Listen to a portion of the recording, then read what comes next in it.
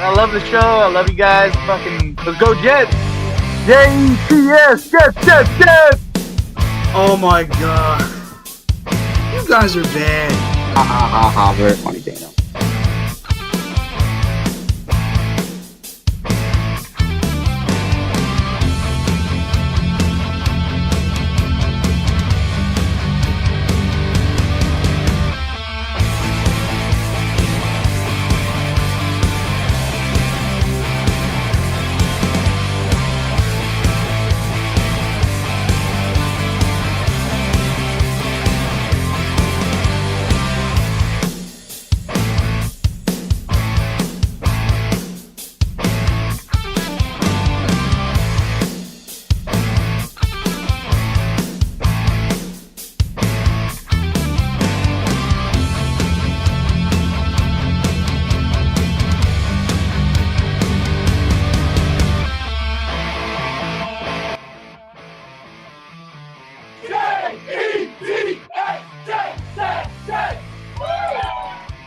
We can't all be beautiful.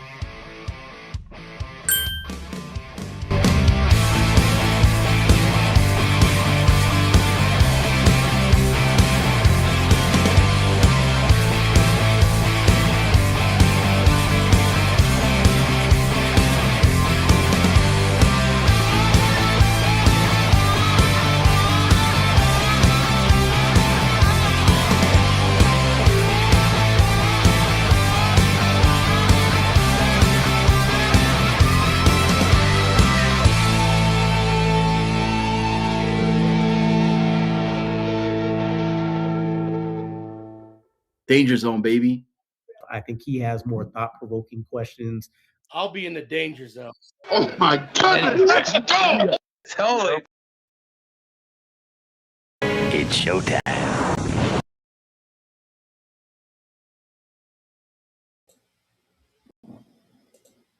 It's showtime. Welcome. You guys are here early. Or wait, I'm here late. No, you guys are here late. No, I'm here early. I don't know. It's been a long week, okay? Forgive me. I do think I'm late. You guys are you've probably been here for 40 minutes waiting on my ass. Well, here we are. Happy Friday. The work week is hopefully over for you guys like it is for me. I would like to just start off with some housekeeping, so to speak. In my absence the last 35 minutes, Ali, welcome to the Danger Zone crew. That is you. Appreciate you, brother. Pagan Artie in the house. Chris B in the house. We got Harry popping in. There's a joke there. I'll let y'all figure that one out. Harry, welcome, brother. Always a pleasure having you thrust your way into the danger zone. Man, you're the man. Greg in the house. Guess what? Guess who is not here? I mean, besides Scott Foster. I mean, where is he at tonight? Like, bro. Murph. What are we going to do with you, man? I will send you the $10 so you can send back that trophy. Yeah, Murph is on hiatus tonight because he knows. He knows. Once the click clack is happening, he's locked in. He's stuck with my ass weekly for like 6 months.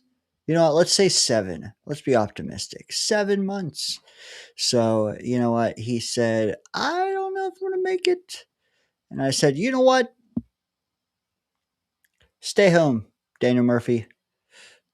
I think it went like that. I'm paraphrasing. But got a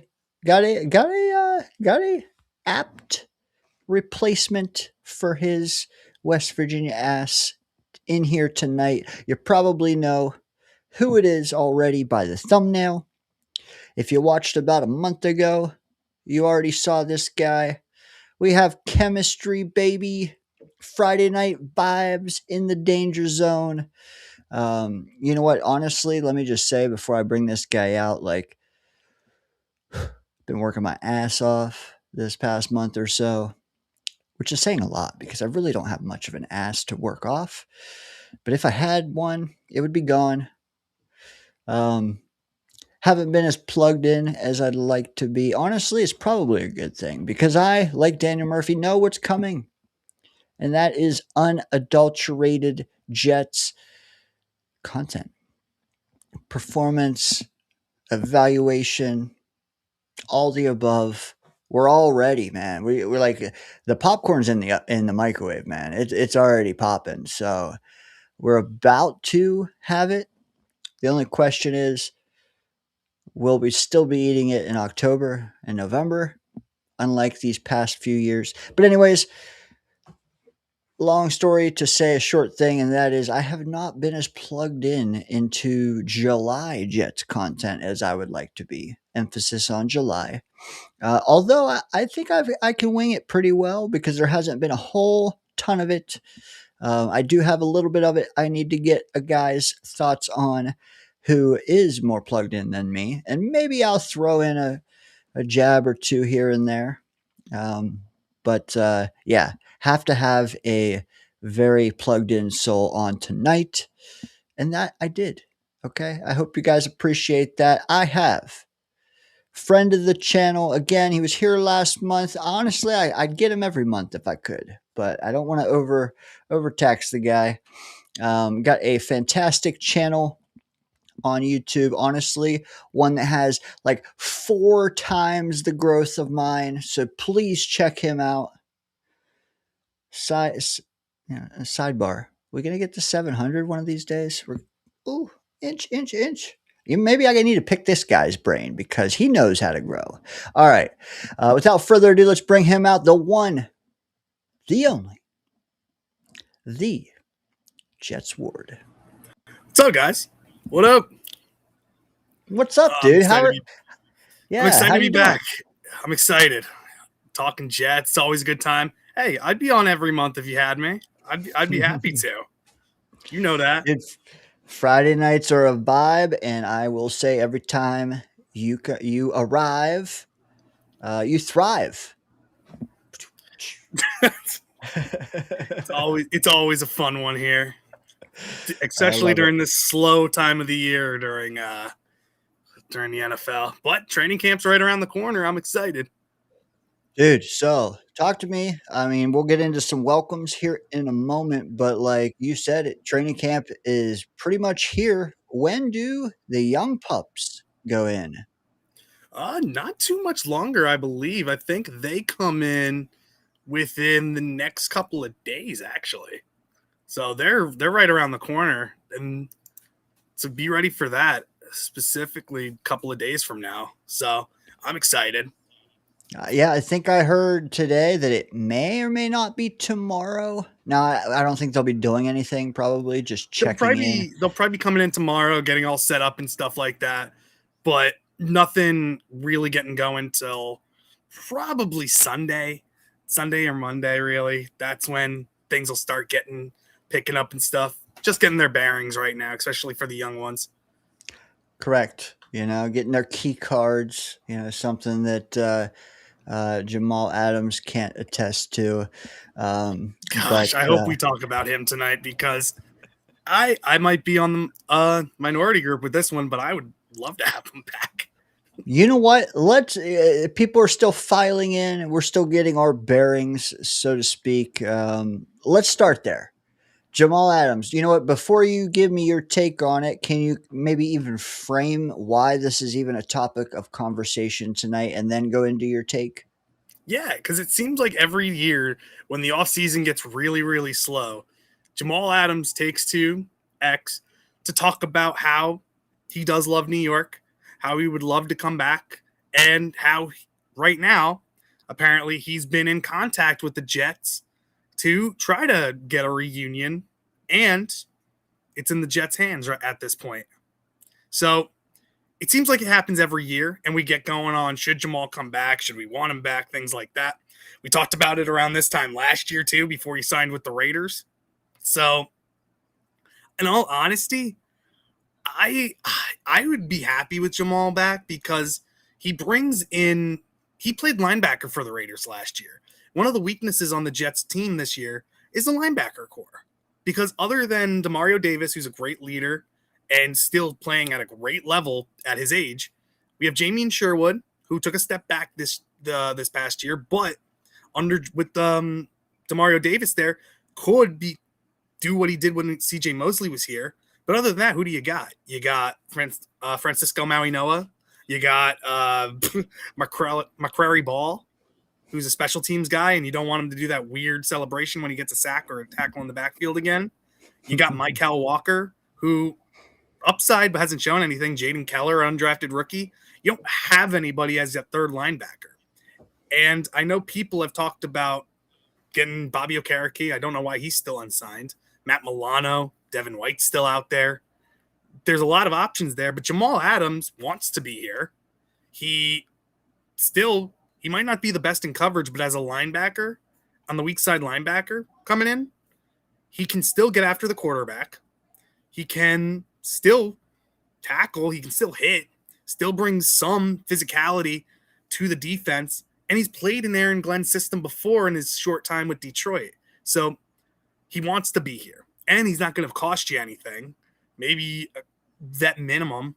So he wants to be here, end his story here. I would bring him back as linebacker 3 because what do the Jets have other than that?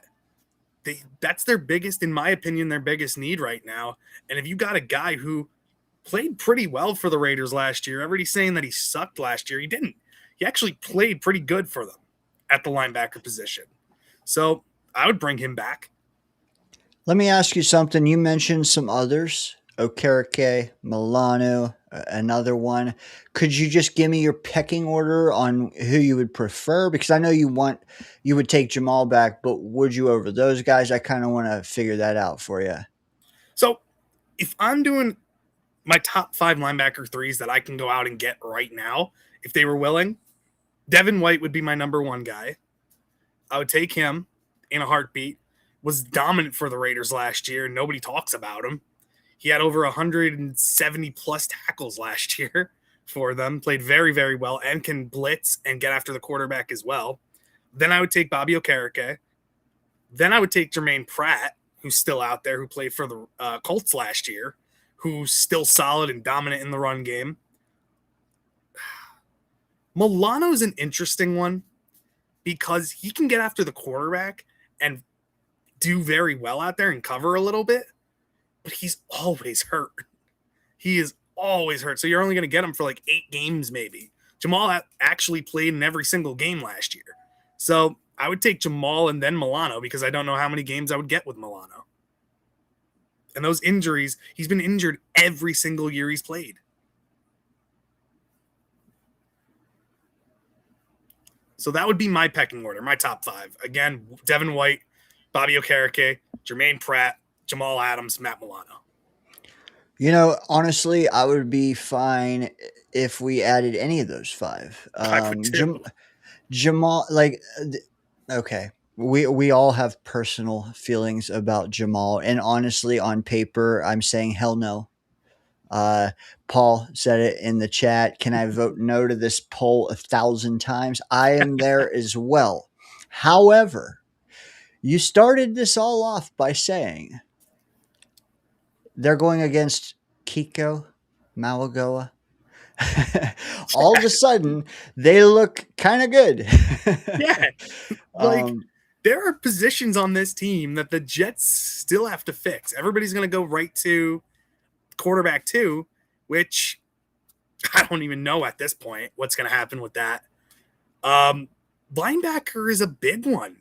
Because I'm sorry, I don't want to see McCrary Ball out there again, who gets blown up. Yeah, exactly. So, and Francisco Mauigoa, he showed flashes last year, but there were a lot of games he looked lost too. So I'd at least like him to develop a little slower and bring a vet in. And if I can get somebody who I rattled off, and there's some people in the chat bringing up other names. Who else? Jerome Baker's still out there. That's a good one. Bobby Wagner's still out there. Patrick Queen is still out there? Patrick Queen's not a free agent yet. He hasn't gotten cut from the Steelers, but he is a potential cap casualty who I would bring in. I would be happy with him. He's only 26 years old. You know, let me spin this another way for you. Less about your thoughts and more about Muji and Glenn's. Do you think the fact that they haven't brought one of these guys in, do you think that's a testament to what we have in the room? Or do you think it's just more so they're going to buy their time, see who's cut, then go grab a guy because all these guys aren't going anywhere? I think it's a buy your time. I think they're buying their time. They want to see what they have in Maui Noah. They brought McCrary Ball back because of his special teams. We all know that he was solid on special teams. Yeah. Maui Noah, you don't want to give up on him yet because he showed some flashes last year. So let's see what we have in him. If he can take that next step forward, then our linebacking room might be fine. But if he struggles during camp, there are going to be some solid players out there. So Patrick Queen, they might be looking at that, knowing he could definitely be a cap casualty. Or maybe they're interested in Alex Highsmith, who the Steelers have on the trade block as well. So that's another name to watch, especially since they extended Herbig as well at that linebacker room. So I think I like that bide your time. I think also, like, for me at least, if I'm Muji, and I do like probably to put myself in his shoes more than I probably should.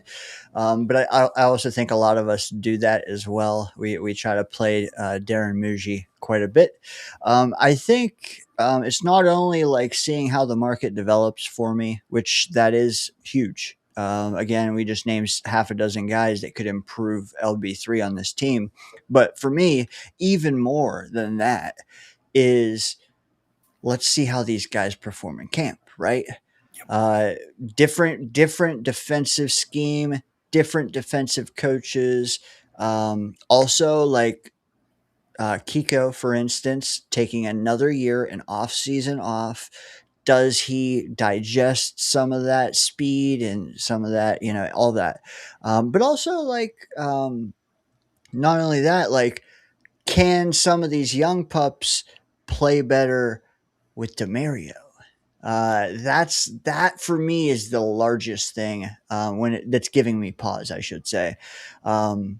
That doesn't mean that I can wait until October to find out. That I'm not saying that. Okay, don't get it twisted. Right. But what I'm saying is you can kind of get a feel for, like, okay, are these guys looking more fundamentally sound and adjusting well? I mean, they're going to have some good running backs to cover. They're going to have a deeper wide receiver room to cover. They're going to be hopefully blitzing more.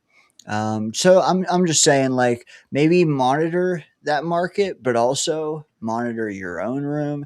And, like, when one starts thinning out and the other starts flailing, then it's time, or maybe neither does, But would you agree that logically that's probably what's happening? Or do you think it's just more so a matter of something else? You tell me. I think it's biding your time. I think that's the biggest thing that we're looking at. They're buying their time, but also Minkah Fitzpatrick can play linebacker too. He can come down and he can play slot. He can play linebacker. He can play safety. So you might see a time where Minkah comes down as another linebacker and you're out there with Dane Belton and Malachi Moore on the field too, which is a big thing. So I think that helps out too with how versatile Minkah can be on that team. But I would rather have him focused in the DB room and staying with the safeties and bring in another vet to come in and help supplement this linebacker room. Like, hell, you can go after Logan Wilson, who played with the Cowboys last year, if you wanted to. Somebody of that caliber who's a solid linebacker 3. The linebacker room is the biggest concern for this team right now, other than the QB room. You know what? I like that you said that because that is a question I'm going to get into with you. I'm not yet, but it is largest needs heading into camp. Maybe maybe some things you're intrigued at seeing develop. That's another Mhm. thing. But let's get into some more kind of like news of the week. We did chomp on the Jamal Adams stuff to start the show. I got another thing here for you. Let me see here. Doo-doo-doo-doo-doo.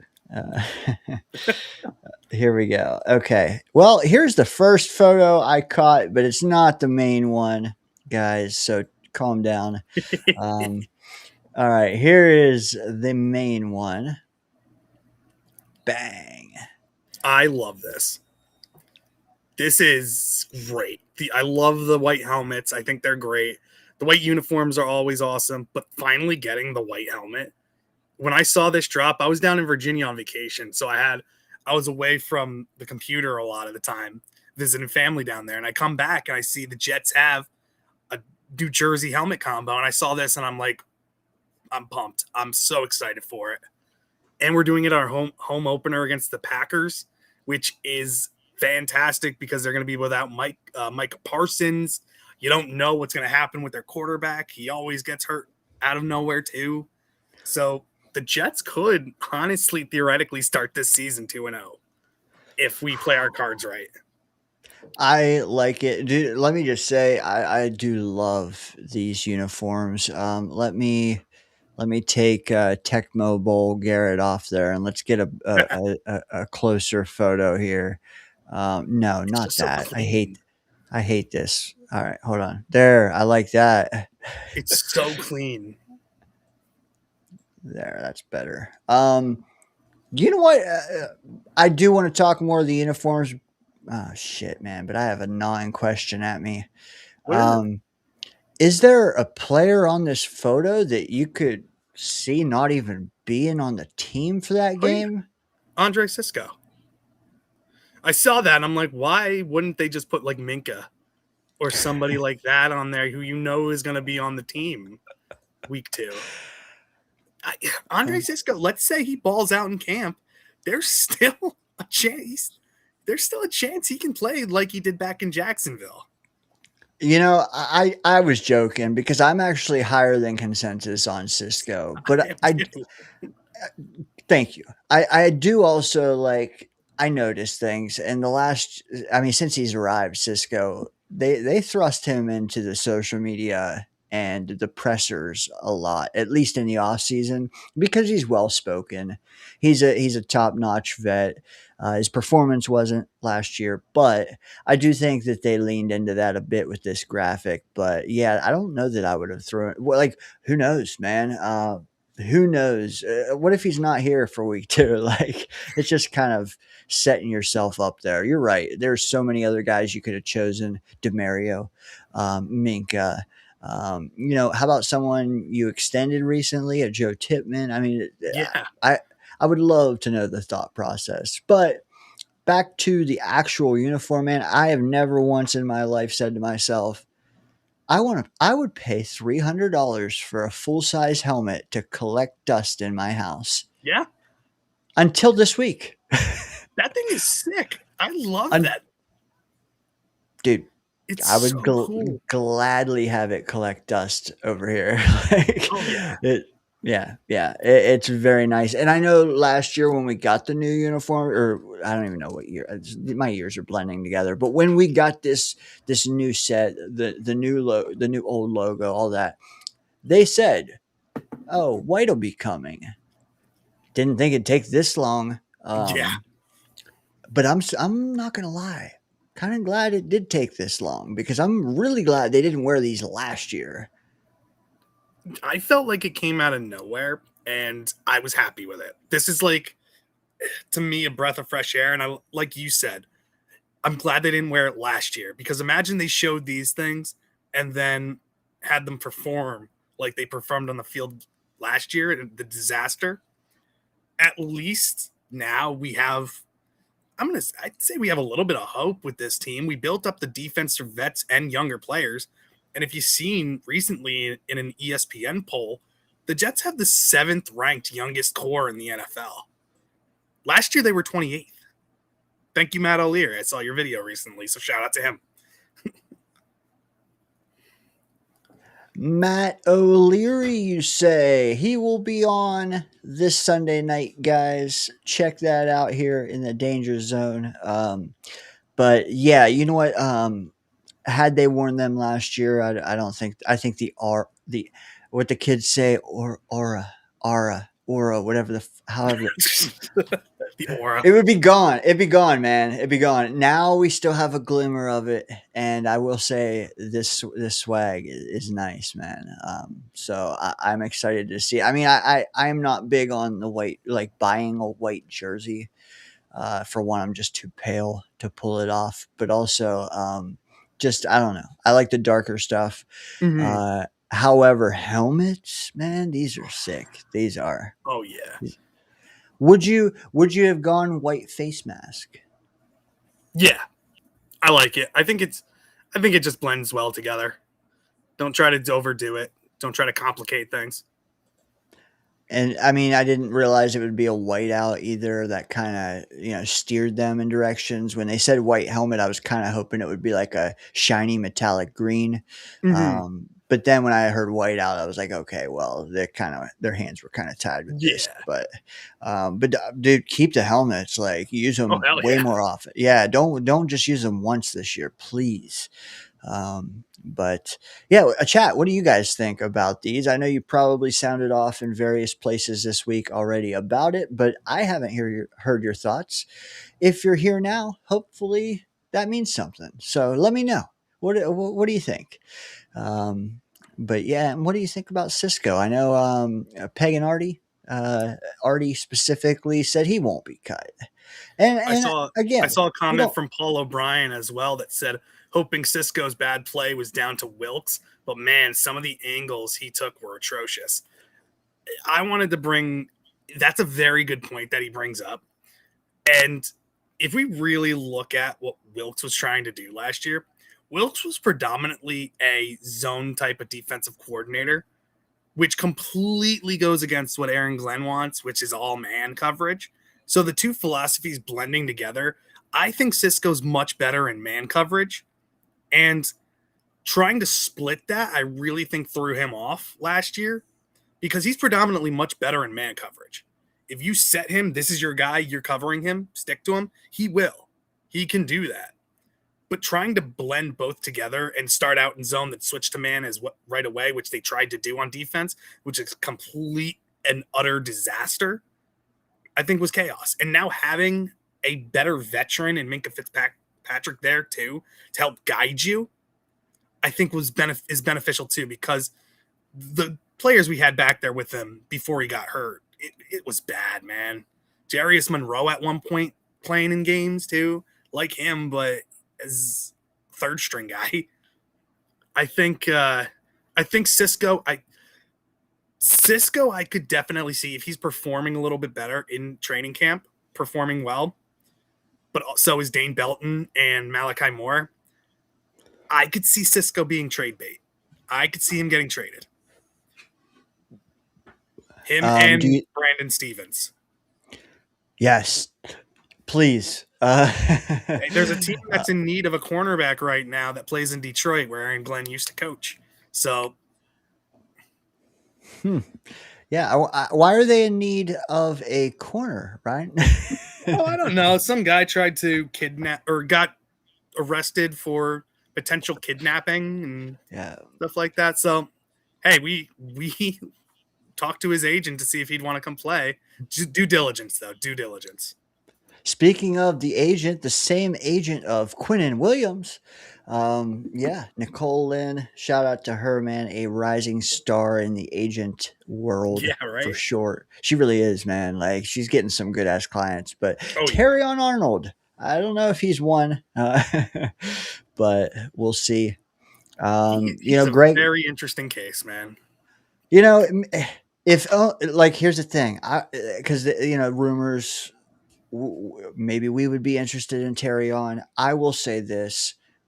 If he can take away the football like he can human being rights. It's a thought. Okay. If he can kidnap the ball,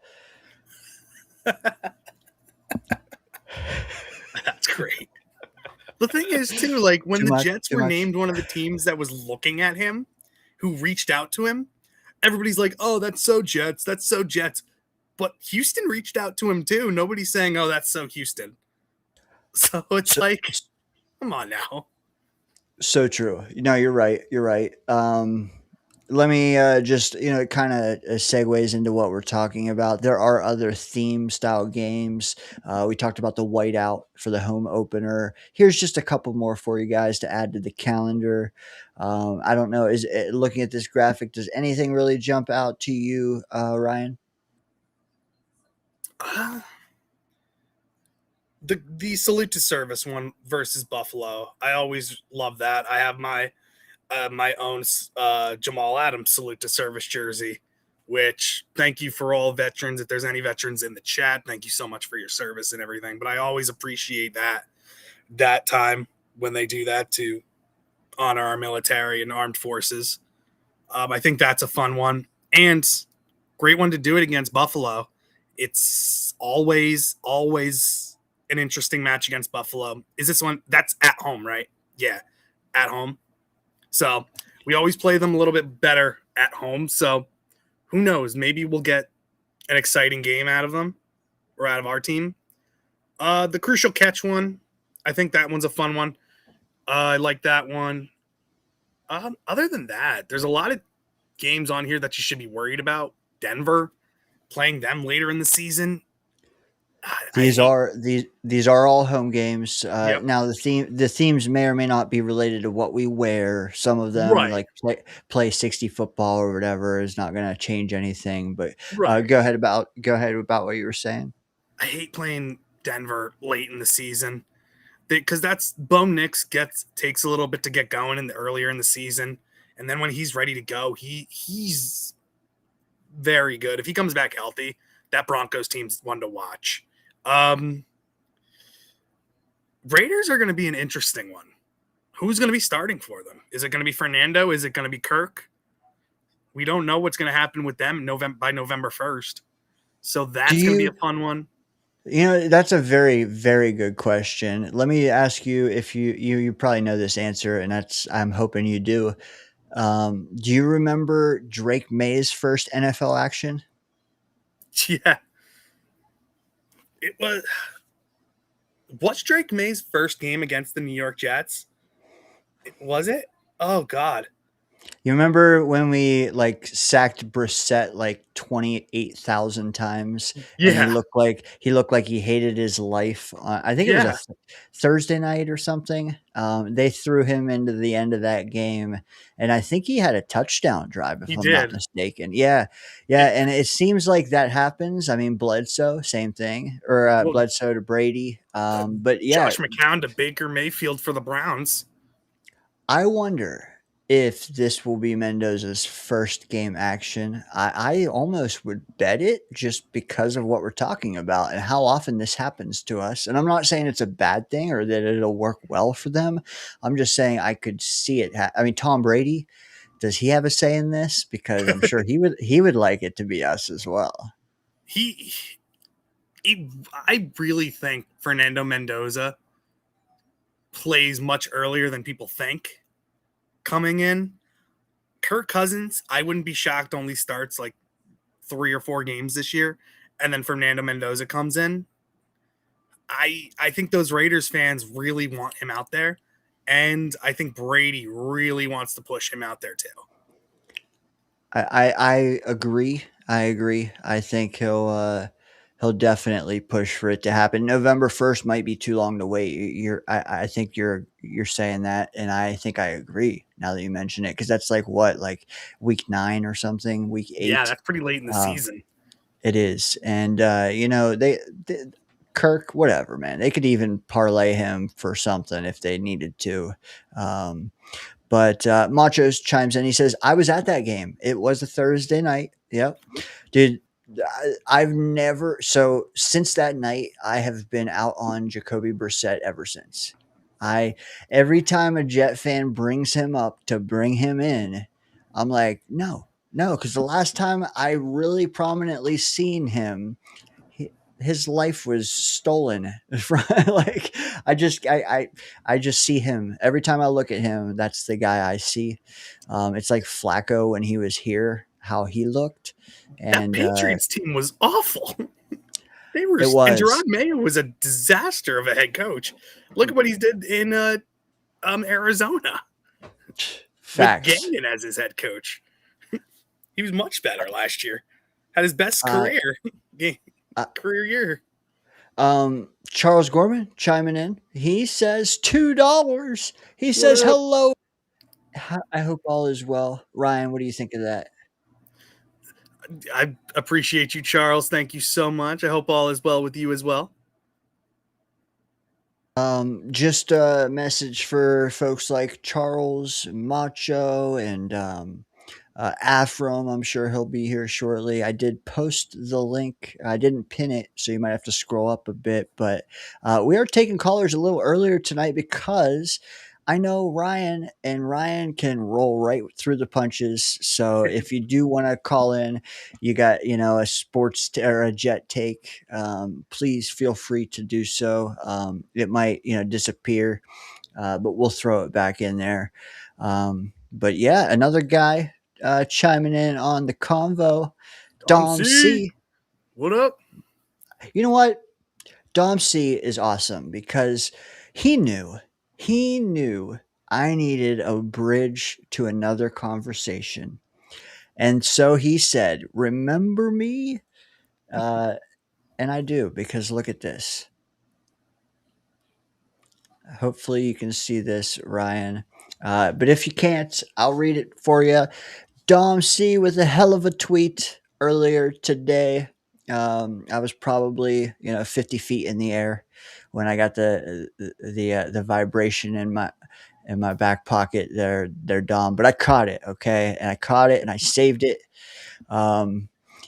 He says the only schedule that everyone interested in the QB class needs to adhere to and be home for. And here he goes on listing quarterbacks that are going to be ranked, that are vying to be ranked high next year, and fantastic games they will be playing when, et cetera, et cetera. He kind of gives you one per week. Looking at this, Ryan, what stands out to you? Are there matchups that you're really intrigued by, et cetera, et cetera? Oh yeah. One that stood out to me right away was, where is it? Week 10, part 2, Miami at Notre Dame.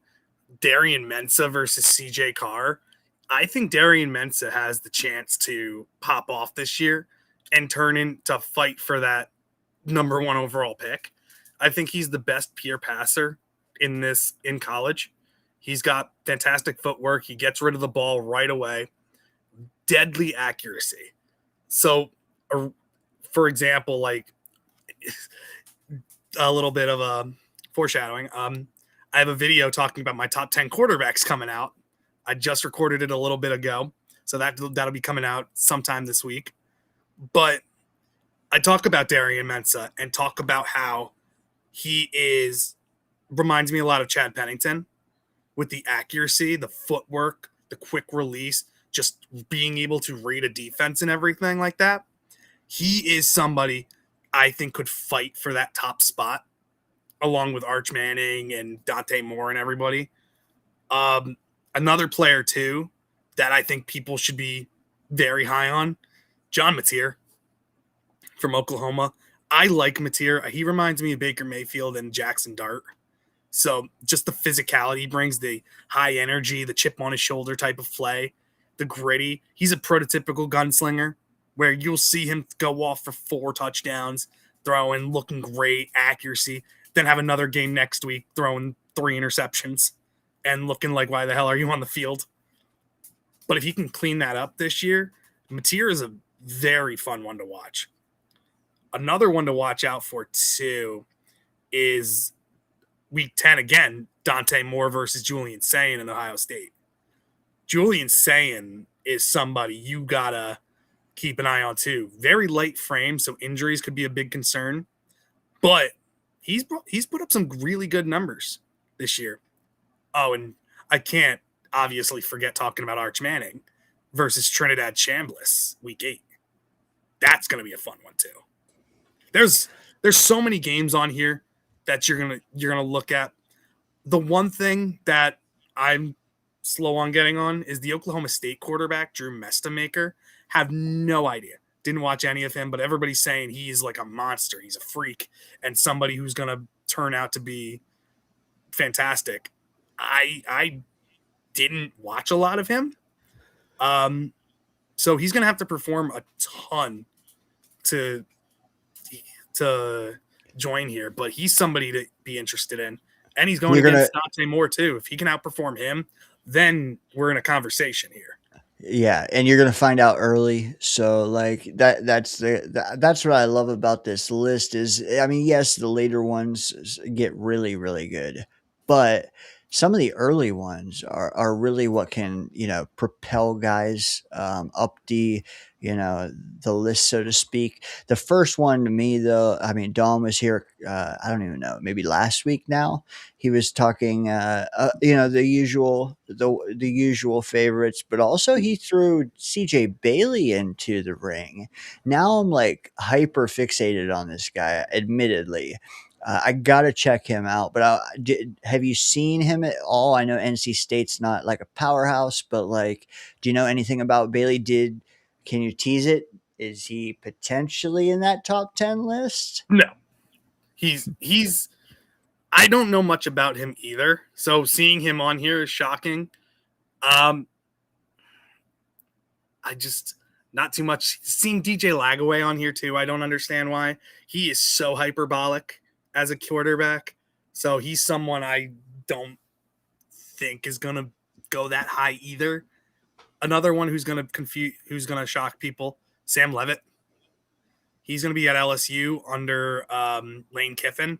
And I know all quarterbacks play great in Lane Kiffin's system, but I just don't see it with Levitt. I really don't. So you would you'd leave it, that one? Yeah, so Bailey I wouldn't have on there, Lagaway or Levitt. Okay. Well, again, I mean, this can all be shuffled up and redealt, and I know you know that too. I don't know Mestamaker. I really don't. I've seen him talked about a lot. Honestly, like, I'm not plugged into any of them yet, but I plan on to being, super plugged in this year because obviously with the 3 first-round picks, it's going to be crucial. Also, you might see me at the Senior Bowl. I don't know how many of these guys would be there. Maybe you can help me with that, but, again, I'm going to do my research. I really am, because I think it could make the whole next decade for us. I think we all know that, but like, dude, I think we should all be invested into this tweet here by Dom C. Like, dude, save this screenshot, please. And, actually check these games out so you can form an opinion of yourself. If there's anybody to trust when it comes to any type of prospect, doesn't matter who it is, Dom C's the guy. The amount of work he puts into researching all these players and going in and breaking down film and doing all this stuff, there's no one better breaking down prospects. So make sure you check him out and watch his channel, Project Prospect, as well on YouTube. Check him out. Give him a like, a follow, subscribe. He does fantastic work and somebody I respect a lot when it comes to talking about these prospects. So even if I don't know a player, Dom C does, and he has on here too, said he's about CJ Bailey, that he's awesome and somebody who can jump from obscurity to notoriety or to QB1. So I trust Dom C a lot on that one. And that's, he sold it to me verbally last week. I don't know the kid, but then again, that doesn't shock me. But again, it's just a name to keep in mind. It's in the purview because Dom said it. That's the only reason. And for the same reasons you said, Dom knows his shit. So I'm yeah. not gonna question it. I'm going to blindly follow Dom, just so you know. But anyways, we do have a call. I do have some comments though as well that I have kind of kicked to the side that I'm going to circle back to after this call. But I've kept this guy waiting for a few minutes. You know what, Ryan? You've been here a few times. Okay, you know the drill. Is there like one very strong, handsome caller that you see more often than others? Ooh. I have an idea of who you're talking about. He looks extremely handsome from what I can tell right now. Let me just show everyone.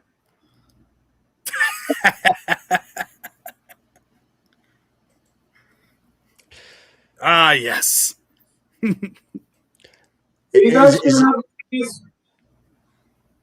What was that? Staring at my ass. Hey, Senor Stud Muffin, are you around? Are you decent? I am decent. I'm just looking for something. Be right back, okay? Sounds good, bud. The Stud Muffin says BRB. We will get back to him. You know what? While we are waiting for Charles's hot, spicy takes, let me throw one out there. What do you think about this, Ryan? Will our kicking game save us this year? Says Ozzy. He asks. Let me double down though. Valerie says, we will regret Folk leaving. Greg tripling down on the kicking conversation. Muji's biggest mistake is losing Folk after getting Fields, of course. I will say that it sucked losing Folk. It really, really did. But I think Muji found probably one of the better replacements in Jason Sanders. I think Sanders, when healthy, is a better kicker than Nick Folk. He's proven it. When healthy, I think he's dominant. He's younger and somebody we can keep here for longer. Now, it was crazy, the contract Folk got from the Falcons. I would have loved to keep him, but I'm very happy that we have Jason Sanders here. Now, he's going against Cade York, who, if Cade York ends up winning, then this will all be for naught and I'll look like an idiot. But Jason Sanders, I think, is a very, very good kicker and somebody who will win us some games this year. Paul chimes in. He says, cheers, Ryan. I say the same to you, brother. Cheers. Cheers. Let me ask you something because I don't know that I agree with your previous take. Okay. Cheers. I'd love to hear it. Too often I let you slide when I don't agree. No, I'm just kidding. Okay. I'm going to ask you this. Put odds on Sanders being our week 1 starting kicker. I think the odds are very high. If we're sitting right now where we are with Cade York and Jason Sanders, I would say Jason Sanders 100% is our kicker week 1. I agree. However, I don't think those are the only 2 options. Do you see another option coming in? I mean, I do. I don't have a name. I'm not going to lie. I just gut feeling. I just think that we could see 3 more new guys come in and it just keep like we're still 2 months away. I'm going to say odds for Sanders, considering he's already in competition and then there may be more. I'm going to say 30%. I don't say, 0 and I don't say 100. But you're saying he was potentially a better long-term option than Folk. I am willing to give you that because I don't think Folk would be still playing by the time we're really ready. Right. So I'm not saying your take is bad. I'm just saying I think there's a door number 3, 4, 5, 6, 7. Yeah. You know, There's one kicker out there still that could be the best option. And I'm shocked the Jets haven't even given him a call. Was Daniel Carlson. Carlson. Yeah. Was he was a Giant for a bit? He was right? a Raider. Raider. He was the Raiders kicker who has a cannon of a leg and did very, very well last year. He's still a free agent. So he's somebody that if the Jets gave him a call and brought him into the kicking competition, then it would give me pause on Jason Sanders because that's a real competition right there. And I think that could be a very good competition, and it would be neck and neck. Very good. You know what? Good. Oh, I was just going to say that would be a great competition with Carlson and Sanders. Artie is, he says, I disagree, Dano. I agree with Ryan. You stink. I think he said something like that. I think so too. I agree with him. Good take. Good take. Yeah. Flowers for Ryan. You know what? Again, my takes stink, but also no handsomeness here. Ryan, you're holding it down for both of us. Why don't we give you a little help so your back doesn't start hurting? What do you think of that? Yeah, let's do it. Charles, what up, dude? Hey, first and foremost, Dano, your takes don't always stink, okay? Trust me, I've seen other takes stink like hell. I'm glad you brought up Daniel Carlson, Wardy, because why ain't they giving that some bitch a call? I mean, what did he do? I mean, did he screw Darren Moody's wife on the side? I mean, what did he do, man? I mean, come on now. I don't know. We called Young Hoku, who kicked the turf last year, before we give this guy a call. So I have no idea. Yeah. I mean, what did he do? Did he steal Aaron Glenn's lunch money? Well, Aaron Glenn probably did something. I have no, and it's not even just the Jets too. There are other teams that need a kicker, and Carlson's just chilling. He's just vibing out there. Chilling, probably smoking a joint or two, and probably. But he's also not only has he a great leg, he's very good in accuracy as well. Yeah, he's top 10 all time in accuracy. I've always liked Carlson. He was great with the Raiders for a number of years. I thought he was their best kicker since Seabats. I agree with you. And I think Rossini was involved. Yeah, I'm sure Rossini wasn't. I'm sure Rossini was the one involved in it as well. Charles, if you keep talking about his strong leg, Rossini might be involved. Oh, hell yeah. You see me drinking a beer? I'm drinking a cola.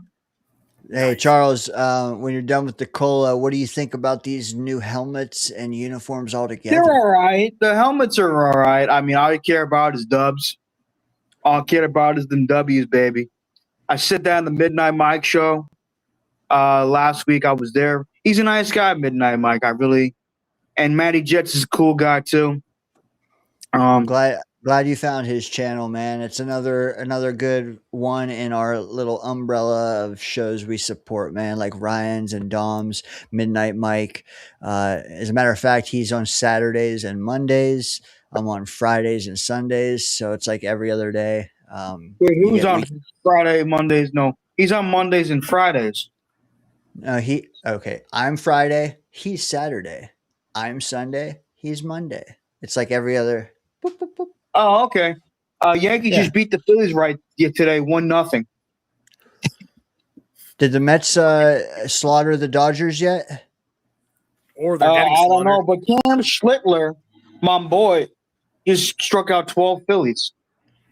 Schlittler's going to be really good. We got Weathers going tomorrow, so that's going to be a fun Weathers one. didn't do too bad his last outing. Dodgers defeat the Mets 4-2. Nice. What the Yankees need to do, they just need to call up the Giants. They've already in talks with them. Get Luis Suarez in here. You need a hitter. Just get somebody in here. Judge is out for a while. Ben Rice is good. I like him. I like Ben Rice too. I like Ben Rice too. He's in a bit of a slump right now. Goldschmidt hit a home run today, which is awesome. So get Luis Suarez in here. He's a contact hitter, and you need a catcher. Langoliers is somebody who's an interesting option to trade for. Austin Wall's a good defensive catcher, but he sucks at hitting. Oh, yeah. They haven't had a good No. catcher in years. So The last time they had a good catcher was Austin Romine, in my opinion. yeah, And Higashioka wasn't bad either. Higashioka wasn't bad. I liked him a lot. I think I love Jorge Posada, though. Hip, hip, Jorge. Jorge. Hip, hip, Jorge was the Jorge. best. Those teams Jorge were great. was Jorge, I loved Jorge Posada. I Didn't wouldn't take have shit gotten from rid of nobody. Trevino. Trevino was okay. He was a good hitter, but terrible defensively. Mm. Look at poor Denny's like, yeah, but my Mets suck. Okay, Dan, yeah, we love you, buddy. I might as well just go get a beer or something out of the fridge and let you guys talk about some real baseball. It's okay. The Mets are a real baseball team. They're just playing like dog shit right now. That's the problem right now. And then, They're playing like shit all year. Jokes aside, Dan, your time will come eventually. Your time will come eventually. I was at a friend's birthday party yesterday. One of his good friends is a Dolphins fan, yet his best friend one of his best friends is a Jet fan. He lived in Florida. He said, "Your time will come, man. Stick with your team. Your time will come." Well, I Look mean, at the Knicks. They finally won a freaking championship in over 50 years. My dad And you stuck with them. people say like it won't mean any more than any other team winning in that moment. A championship's a championship. Bullshit, man. 53 years. Look, that championship celebration looked like it was 53 years worth. And I think if the Jets were to do it, even the Mets, like anytime it's 30, 40, 50 years, 60, 70 years for some teams, dude, you gotta go balls to the wall, man. Like really celebrate that thing because it could be another 70, right? Here's a question for you guys. I think Charles is squinting at it right now.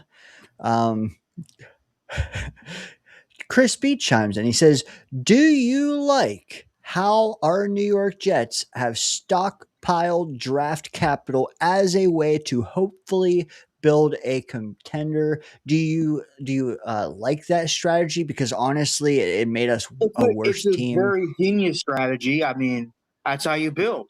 You can't just expect to go through free agent. You got to build through the draft. You got to bring in some veterans to mentor the young guys. That's how you run a football team, basically. And You don't as a Jet fan though say, "Man, you guys are making us worse now to be better later." Like I don't want to wait that long. look, No, man, I it think can't you be build. any worse than last year. Okay, you can't be worse than last year. You shouldn't be worse than last year. If you're worse than last year, we got problems. Oh yeah. Okay. I think the Jets Ryan, have built go a ahead. way. I think the Jets have built in a way where they have solid vets in here right now that are going to be here for the next year or two, maybe 3. Demario Davis is on a 2-year contract. He is a great leader in that locker room for any young player to walk into. Jets are going to go into 3 first-round picks, and they're coming into a locker room that has both solid youth, young players in here, but also the vets to bring them in and help them ingratiate themselves with the team, how to be a pro. You have that in Onyemata. You have that in Fitzpatrick. You have it on a lot of these guys.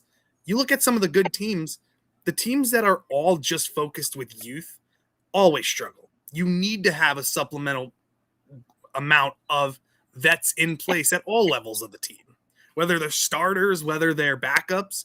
Having those players there to help guide these young players, you need that. And by having both youth and the veterans in place already, it's going to be a great situation for any young player coming in next year, whether it be a quarterback or let's say the Jets have their guy in Cade Klubnik, let's say.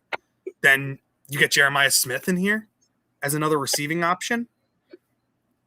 Then you have, if A.D. Mitchell takes that step forward, then you have 4 receivers right there that are solid. So yeah, that's true. Jeremiah Smith is special. Very. And who knows, if the Jets do well this year, let's say the Colts suck, we get their first-round pick. Or the Packers or Dallas Cowboys. I think they are either going to one, suck, we get one of honestly. I those. think what happened to them last year is going to really hurt them this year. Oh, yeah. Charles, I think what's going to be worse are the Packers, though, honestly. Worse than the Colts? Probably yes.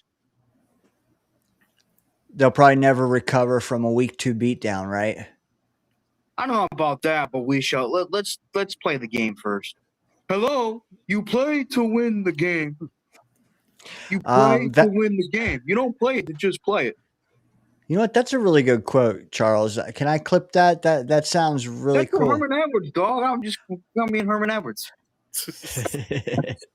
Valerie chimes in. She says, "Oh wait, I was." Here, hold on. I made your eyes bigger. Can you see it now? Let me see. Hold on.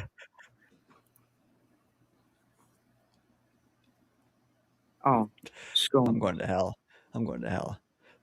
Not going to hell. I'm going to hell. All right, let me read it to you, Charles. How about that? Let me take control of this show real quick, if you don't mind.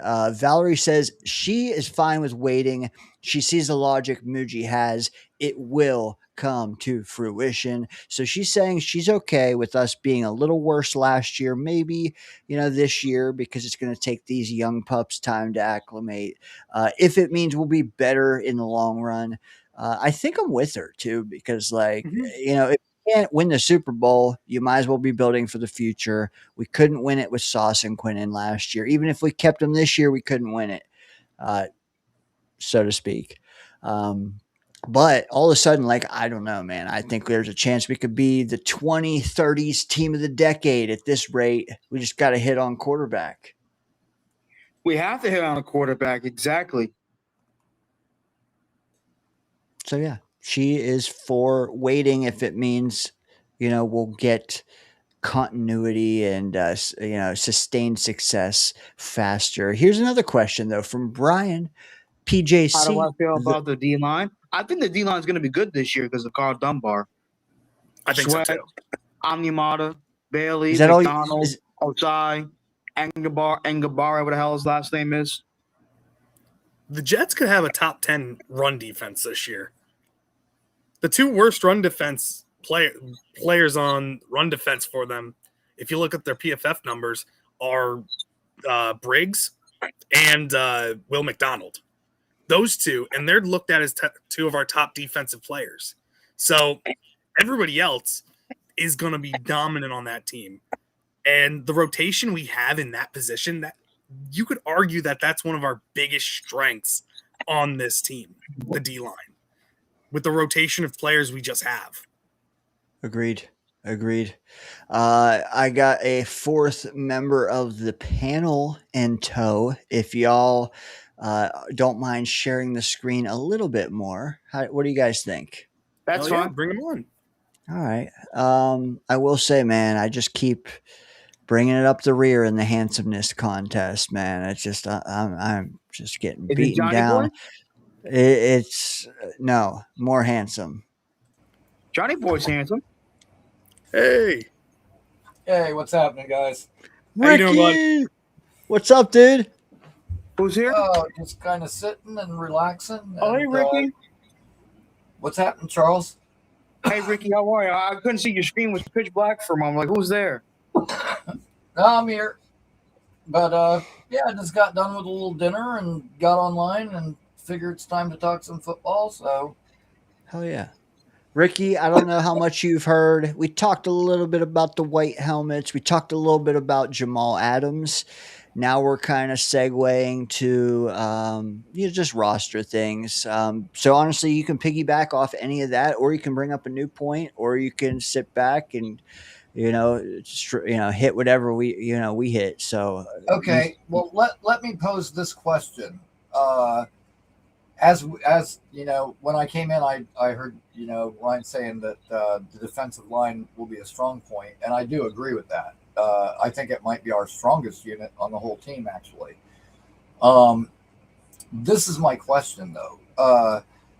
Do you think Carl Dunbar will get more out of guys like, say, Will McDonald, David Bailey, Joseph Osai, etc.? Because, and I ask this question because even though they're pass rushers, if we are running a 3-4, and technically they're outside linebackers, would Ben Bowling not be their coach? I think Dunbar can get the most out of these guys. I think Will McDonald is going to be much, much better with Dunbar as a line coach. And Bailey's already a monster as a pass rusher. I think his rush ability is going to get a lot better too. And just putting them in situations, because the Jets are going to run multiple fronts. They're going to have a 4 front, 3 front. They might even run a 5 front at some point, where you have both of these guys on the field at the same time. So it's going to be a very fun group to watch. And by having Juwan Briggs, let's say we run the 3 front. You have Sweat in the middle. You have Juwan Briggs as a defensive end. And you have Harrison Phillips or Onyemata on the other defensive end. Will McDonald getting that opportunity to just rush the passer out of nowhere at all angles, putting him anywhere on the field. Wherever, that's the best spot for him. It gets him more room. It gets him to start going. He's good with his hands. He's got a dominant spin move already. And now him coming in with that speed, he's got a lot more power than a lot of people think too. He can get up under people and move them. So I think this is going to be a much better situation for Will McDonald as well. David Bailey's just a freak too. He's going to come in and dominate right away. And watch out for Osai. Put him out there. I think this kid, the energy and the work that he puts in, he's basically your blue collar. Just get his hands dirty and fight. He's going to be very, very underrated for this team. I did almost a whole show on him. And I mean, technically it was about all the free agent additions, which, dude, I agree. You got Sweat, you got Onyemata, you got Harrison Phillips. All 3 guys were ranked in the top 10 versus the run. Put all 3 of them out there together. I mean, that'll be awesome. But yeah, I think Osai is going to earn a lot more playing time than people expect. I think he's going to be out there a lot more than people expect. And I think he's going to be a really big contributor. He had 6.5 sacks last year.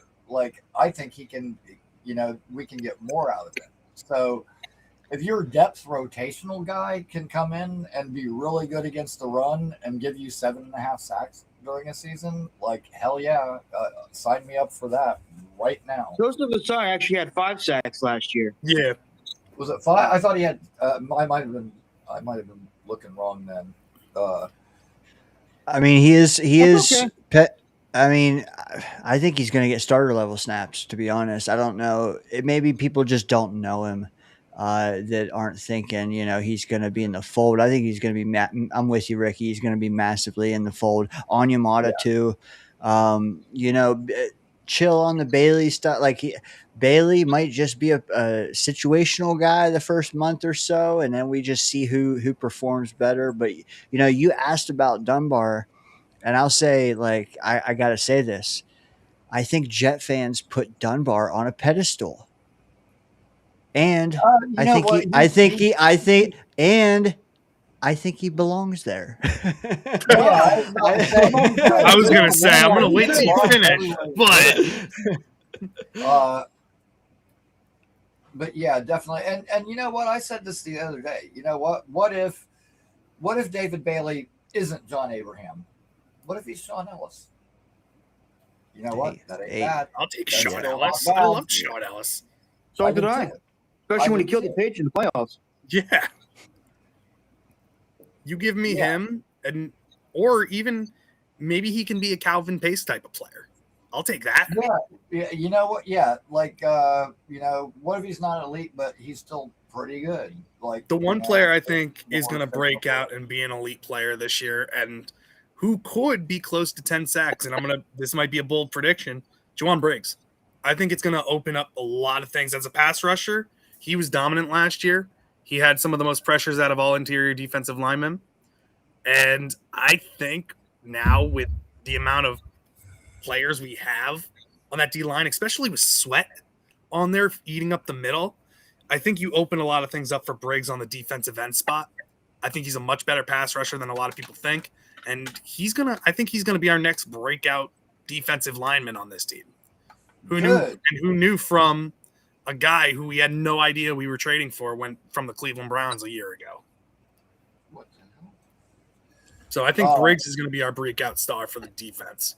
Charles, That's what do you actually think? not a bad prediction. Let's just That's go actually around. because he was very good for us last year. He played very well for our defense, even though we were abysmal on defense last year. He still proved himself to separate himself as a pretty damn good football player. Mm-hmm. So that's not a bad take at all. That's actually, I think, a very intelligent and very noble take. Not trying to be disrespectful, but that's definitely possible. You know, Juwan Briggs is a good football player, and he's getting the recognition for it. And Harrison Phillips is good too. He was good on Buffalo for a number of years, had some good seasons for Minnesota, and he was good with us last year. Unfortunately, our defense was abysmal. So I think our best defensive lineman though is going to be Trevondre Sweat. Excuse me. This guy, a lot of people, including Jeffrey Simmons, the star defensive lineman for the Titans, saying under Carl Dunbar, he has the potential to be the best defensive tackle, if not nose tackle in football. This is a guy that is very talented. This guy is big. He's strong. He's got some athleticism and the agility, and you know he can get after people. So, you know, obviously, I think our most feared weapon though is going to be David Bailey, because of the fact that he led the entire country in sacks last year with 14.5. You know, this is a guy that, you know, people were saying, like, you know, with what's his name, the superstar edge rusher on Detroit, Aiden Hutchinson, right? This guy was a stud for a number of years in Michigan. Comes to the NFL. I think he was the number 2 overall pick in 2022, and he's been a stud ever since. So I'm not saying David Bailey is going to be the next Aiden Hutchinson, but what I'm saying is similar to Aiden Hutchinson, he was a stud in college, and he's proved to be a stud in the pros. I think, you know, David Bailey is going to be our most feared weapon, and I think he's going to really break out this year as well because, you know, I believe in his work ethic. I haven't really kept too much on training camp. From what I've heard, he's doing very well, which is a good thing. Am I saying things correctly? Yeah. David Bailey has the potential to be a 10-sack guy right off the bat. I think he has a chance to be a 10-plus sack guy. I think he could do let's take turns. Sorry, everybody. Ryan, go ahead, and then Ricky, and then back to Charles. Oh, no, I was just agreeing with Charles that I do think David Bailey is going to be very good and just be that 10-sack guy. I really do. I can definitely see him being our biggest. Do you think right away though, or are you projecting forward? I could see it right away. He performed in college every season. He got better and better, and now having Dunbar, who's his defensive coach, you can't teach the things that David Bailey can do. He's got that speed. He's got the physicality. He knows how to get after the quarterback, and I don't think there's going to be a lot of people who are going to be able to stop him, especially when you have a close to 400-pound guy right up the middle clock, taking up 2 blocks. Juwan Briggs being a menace. Harrison Phillips and Nan Yamada being a menace up there. It's going to open holes for David Bailey and Will McDonald too. So I think David Bailey is going to flourish in this. Ricky, what do you think? I think he'll maybe have a little bit of a flash in the beginning, but I think really in order to really get rolling, I think it's probably going to be like week 7, week 6, something like that. I think it'll take him a little bit of time, but not tons. And I mean, dude, look, Bryce Huff got 10 sacks for this team, with limited snaps. So I definitely think David Bailey could do it. I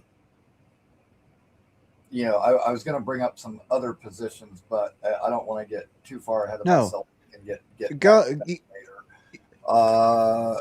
What was this? I was looking at one of the questions in the chat.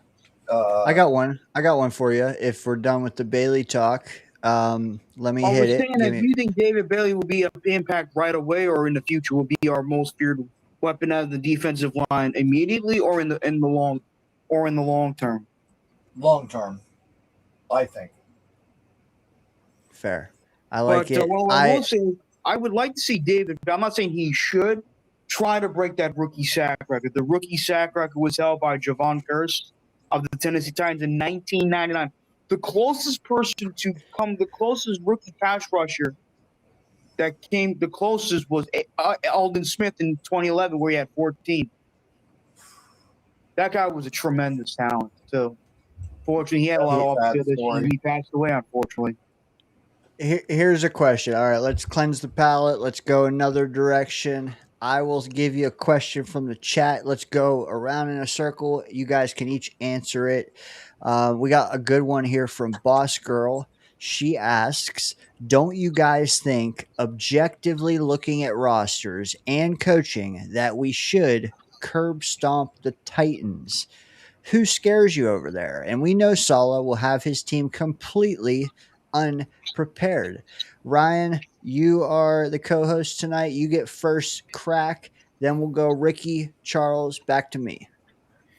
I honestly don't think we're going to curb stomp them. That defensive front for the Titans is dominant. Jeffrey Simmons, you have John Franklin Myers, you have Jermaine Johnson over there. That defense is going to be very, very good. The weakness on that defense is the cornerbacks. But another thing that you're going to see too, Robert Saleh is calling the defense. He didn't do that when he was the Jets. And you've seen Saleh as a dominant defensive play caller. I think he's going to have this team ready, especially having Daboll, a former head coach, as his offensive coordinator, Gus Bradley, former head coach, as his defensive coordinator. He's got a plethora of options to go to for guidance. He's learned he has had mistakes as a head coach before. I think he's going to be better prepared for the Titans. Doesn't mean I think we're going to lose, but Titans are going to be sneaky good, especially on defense. Their front seven is nothing to be just like, we're going to stomp them. No, their defense is going to be ready to go. And if Cam Ward takes that next step forward, that can be a team to watch. Yeah, I would agree. When I got ready to do like my win-loss predictions for the year, I sat down and like watched film on every opponent. And first tape I put on was the Titans, and the very first game in like a half a dozen plays, it was a sack, a pressure, and a forced fumble by Jeffrey Simmons. He was all over the place, and I was like, "Holy shit!" And that was just the first game. They also had 3 takeaways in that game, and it wasn't like elite corner play where he like baited the quarterback. They were like tipped balls, but the guy just happened to be in the right spot at the right time, and they were able to take advantage of other teams' mistakes, which is something that we didn't do last year. And that Titans team isn't just going to roll over for us. That's not going to be the gimme that a lot of people think it is. Now, that being said, and I'm not saying that Robert Saleh won't have his team prepared, but the last couple of years, man, week 1 and 2 looked sloppy from everybody.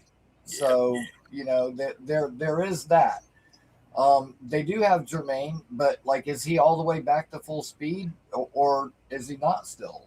We don't really know that. Their offense doesn't really scare me. I do think we win that game. And dude, I'll tell you what, I think we get an interception in that game. I don't know who gets it, but I do think we get one in that game. I think Cam gives us an interception.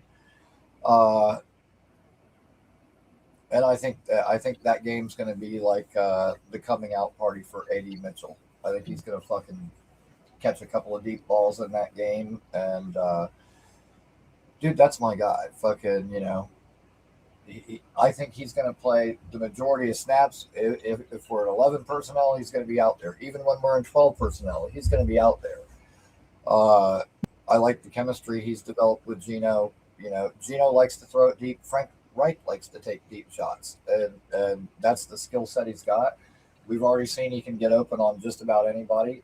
So I'm looking forward to a really big year from him, and that would be my breakout guy on offense. I'll throw that in there. But I do think we beat him, but I don't think it's going to be the easy game that everyone thinks. Charles, I what do don't you think we're about gonna the stop Titans them either. Jets? I think it's going to be a very, very close game. Brian Dable doesn't usually come to games unprepared. Gus Bradley's a very good defensive coordinator, even though he won't be calling the defense. I think Robert Saleh is going to do somewhat better in Tennessee, but not that much better. I think they will have a solid defensive unit. Offensively, we shall see. Obviously they got Carnell Tate. They got Tony Pollard in the backfield. Offensive line is a bit of a concern for the Titans, but let's see what Cam Ward does. Let's see what he does.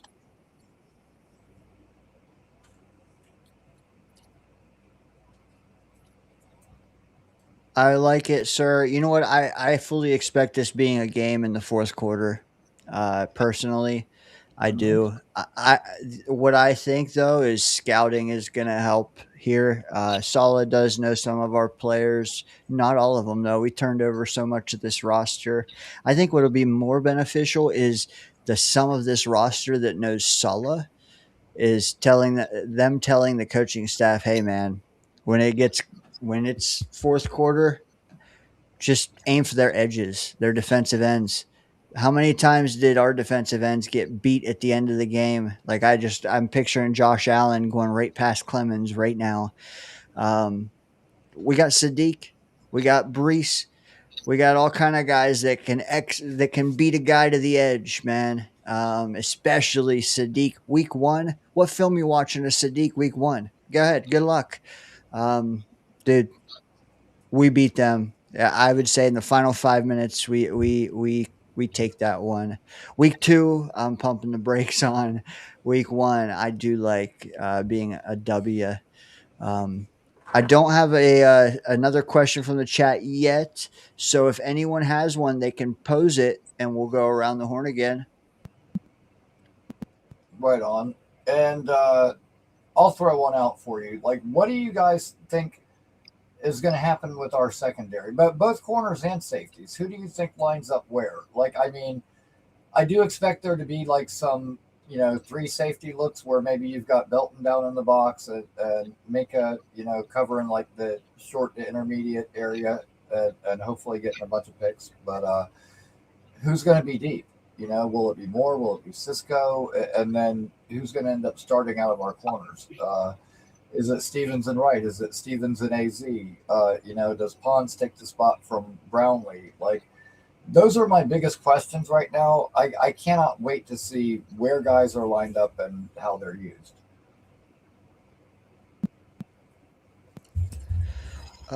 Ryan, you wanna take it first, brother? Yeah. I think on our defense, when it comes to the defense, I think D'Angelo Pons ends up starting in the slot. I think he takes it from Jarvis. And I think the starting cornerbacks are going to be Wright and AZ Thomas. I think those are going to be our defense. I think those are our defensive backs going in. And safeties, Minka Fitzpatrick and I think Dane Belton are going to be the two starting out there. So I think that's what we're going to be looking at. I think Sherwood steps up a lot with Demario Davis in there. I'm going to be interested to see how many snaps Joseph Asai gets, because somebody said it earlier that they think he's going to get more snaps than a lot of people think. I wouldn't be shocked about that. I could definitely see that. I think he's going to get a lot of early down work because he is good against the run, and so yeah, I think that's where he's going to do most of his damage. But yeah, I do think he's going to be out there a lot more than people think. I'm just excited because I think our front three are going to be Sweat, Briggs, and Phillips. Those who I think are going to be our starting three, and then Onyemata switching in. And I think Darrell Jackson might get a lot more looks than a lot of people think too, especially at the defensive end position. I think you can move him all around the defensive line because of just the raw power and speed he has. I do think that we're probably going to see more of Onyemata than Briggs on early downs, because, dude, like if you look at not only was he like ranked 6th, against the run out of defensive tackles, but you also look at the contract they gave him. Like, dude, basically the whole thing is guaranteed practically. So I don't know. Like, I don't know if you're, giving a guy $10 million a year or something and not starting him or close to it. But that would be the only thing that I would see different there. Everything else I pretty much agree with. But I do think that Briggs plays a lot. I just think on like early rundowns, it's probably going to be Onyemata and Phillips and Sweat. I like it. So the question is corners, right? Yeah. How are they lined up? Personally, I think that there's going to be a healthy blend of all of them. It wouldn't shock me. Like, I do think Pons has to wait a week or two and earn that. I think it would be a disservice for them they brought in Brownlee. He was a firecracker for us when we needed him, and there was a turnover right away when he came to the team. The defense had juice all of a sudden out of nowhere. I think he earns the right to start week 1. Personally, I'm not saying that he can't, but Stevens for me is on thin ice. Let me just say that. He is so polarizing. Some people love him because what PFF said. I don't like him because of what my eyes said, Right. personally. But he's going to start too, sadly. But who starts week 1 is not who I think starts in November. Charles, good night, brother. Nahshon Wright's the wild card for me, because you get, talk about polarizing. You get half the fan base talking about the 5 interceptions, and you got the other half saying he was terrible in coverage. Are we going back to PFF again? I don't know, man. Like, I need to see the kid play with my own eyes. I wasn't plugged into. I wasn't plugged into the Bears. Not like individual defenders. I just know that they had a sound unit back there when it came to turning over the ball. But who's the other one? Oh, AZ Thomas. I fucking love AZ Thomas. Like, I could see him by Christmas being, CB1, man. Maybe sooner. But he's got to do it. He's got to do it, man. So much of this has to be proven. It's got new coaching, new scheme. Like, I'm not ready to have hot take, but what I will say is, like, there are several guys in that DB room that belong on the field and deserve snaps until their performance under this coaching staff, this one, says otherwise. So there's a lot to. I'm just glad that there's like 3, 4, 5 guys even that, were they to end the year as a CB1 or 2, I'm not shocked. Like, that's a good feeling. Yeah, and I agree with you, and that, like, the PFF numbers that shit's like all screwy, because like Nahshon Wright was bad in coverage, but he also did, tie for the league lead in takeaways. So both things are true. And the same thing with Brandon Stevens. Like, he started off bad, but down the stretch, he played a lot better, and his coverage grades were really good. But he gave up the most passing touchdowns in the entire NFL, which is not good. So, you can have like one impressive stat and the overall performance isn't great, isn't what you want it to be. So both things can be true. I do think those 2 guys end up being our starters, but whether Stevens struggles early and ends up losing that job, or he gets banged up, I do think AZ ends up taking that job. And once he does, I don't think there's any looking back. I think that's the end of it. And Pons, I think, will earn the starting spot sooner or later. I don't know if it'll be from the jump. The thing I like is every player that they talk to, that they ask about him, the first thing they say is like, he's so intelligent. Dude, he's like so smart. His football IQ is so high. And I love hearing that. So, but yeah, that's kind of what I think. I think Stevens will start the year, but I don't think he keeps that job for long. Like, by Halloween time, that's going to be AZ's job. Let's hope they all play so fucking much because we're in dime and prevent defense for half of the game. Just, Oh, Here's a question. Could you Okay. see the Jets doing something with Stevens where they move him to safety? He has the ability to play it. I'll take it first. I thought maybe last year, but I think they improved the safety room too much this year that I don't even see him fitting there. I think that it was a 3-year deal, but I don't think that third year it's invisible ink at this point. I think this is his Yeah. last year here. And dude, just sink or swim, bro. Like I'm already tired of you, and you've been here 17 games and half of it was tanked. Like I don't know, man. I would trade a guy like Stevens for a slightly above average, consistent DB 8 days a week. I'll give you a trade I option for you. If there was a possibility for the Jets to get better at linebacker, say let's trade Stevens to the Commanders for Frankie Louvu or somebody like that. Frankie Louvu could be done. on the open market because of how much they've improved their linebacker room. I would do anything to bring I would Frankie do Louvu that in a back. heartbeat. Yeah. The only thing I would say is I would like to just make sure AZ looks good. I'd like to make sure Nashon looks good, but I think they will in training camp and preseason. I think they will. Yeah, dude. Stevens. I'm sorry. I'm way lower than consensus on him, so you don't have to convince me. I mean, it could be for a cheeseburger at this point. Maybe that's too strong. Maybe that's too strong. But dude, I mean, halfway through the year, he was being touted as the number one PFF corner, the number one. And then, even then, though, I didn't see it. I don't think many Jets fans saw it. We were shocked at the PFF stats, but we didn't see it. And then it just, you can't rely on the guy. And I know circumstances, the defense didn't look good at all.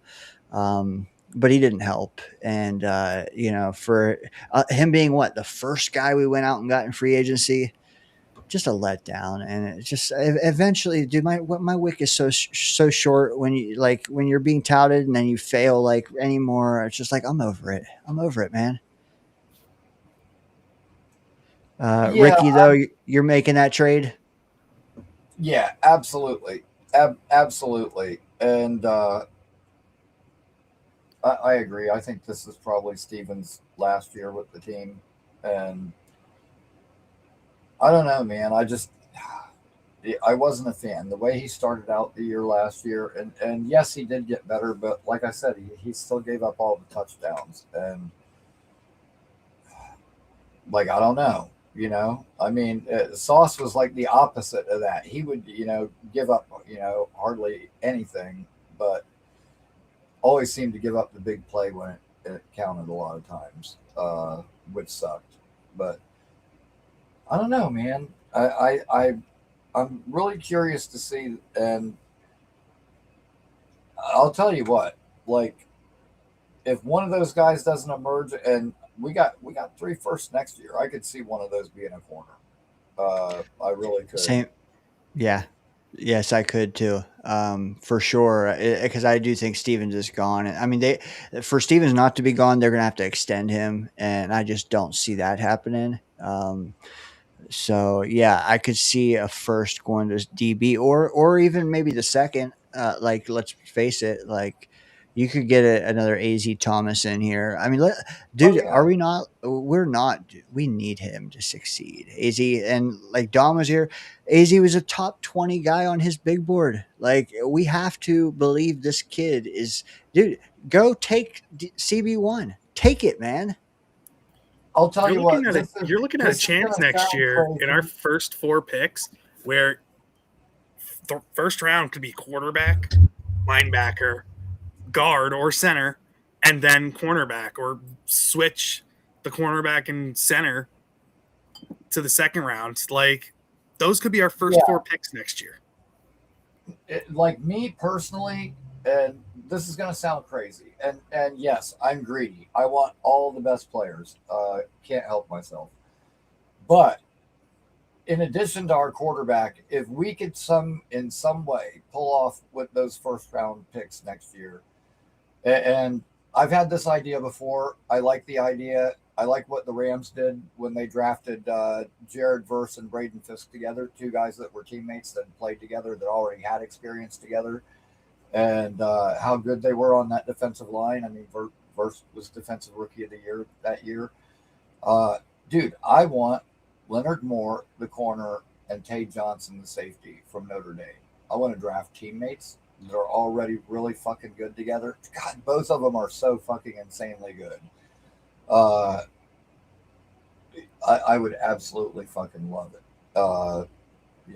Sat down like in the last week and watched film of both of those guys and was just like, first of all, a safety like that with ball skills like that is exactly what we need for the deep middle. We need that game-changing safety. I wanted one this year, man. I was a Thieneman guy. I would have taken A.J. Halsey. I mean, I would have taken Ramsey. There's several guys I would have taken, but the Jets did not go that way. And I'm like, you know what? Like, I hate it. Like, every regime we have is like, oh, safety's not a priority, and they always just want to stick some guy back there. But, like, I'm tired of having some guy. I want to have the guy. Like, I want our Brian Branch, Kyle Hamilton, Derwin James type badass safety. Like, I don't just want some guy. So, but yeah, I agree, man. Like, say next year we get our quarterback, we get a corner or a pass rusher or something early and a safety. Then you got your second and third round picks. Like, dude, you can get a center, you can get a linebacker, and then all of a sudden every hole that we have is filled. Period. Like, it's a complete team, top to bottom. Another topic that was brought up in the news earlier this week was the potential interest in the Jets in signing Kevin Zeitler, the guard, plugging him in at right guard right away, and then moving Tittman back to center, and Myers being our backup. I would be all over that because I think Tittman, yes, I think he's a much better guard, but you can bring Zeitler in, who was 9th in pass blocking last year and 20th in run blocking, still playing at a high level, even being 36 years old on a 1-year deal, and moving Myers to backup. I think that could be a big, big plus for this offensive line too, because then you could wait to get your next young lineman in there to get Tittman back to guard, to focus on the center, or let Inez Cooper too to learn and get better. Yeah, I'm not opposed to bringing in some depth there, but man, listen, we've had some bad luck with older defensive linemen. Tyron Smith. There was the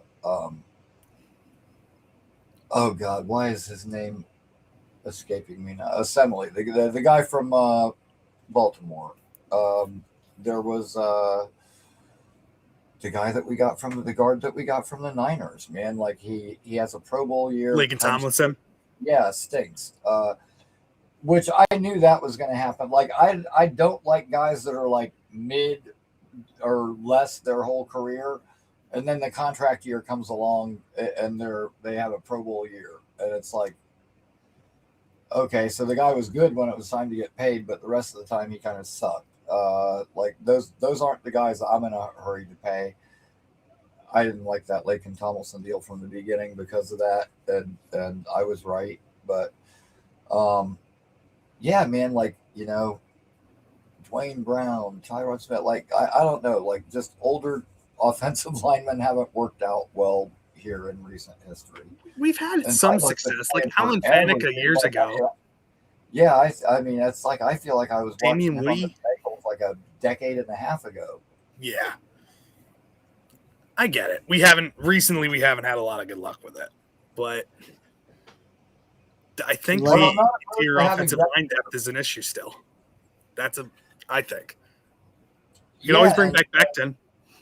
Cooper has only played like exclusively right guard. I think he had 2 snaps at left guard or something.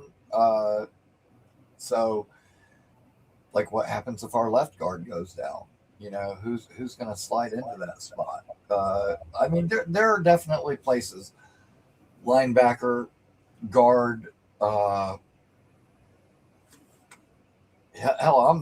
I'm still not completely sold on our safety group, but even backup quarterback, you could argue. And dude, this was great. Which before we hired Frank Reich, the Eagles had offered him a job. There was a caller the other morning on one of the shows, and I'm not going to say the caller's name, but Dano, I know you know who he is. I'll give you a hint. Blink twice or blink 10 times if you think you know the answer.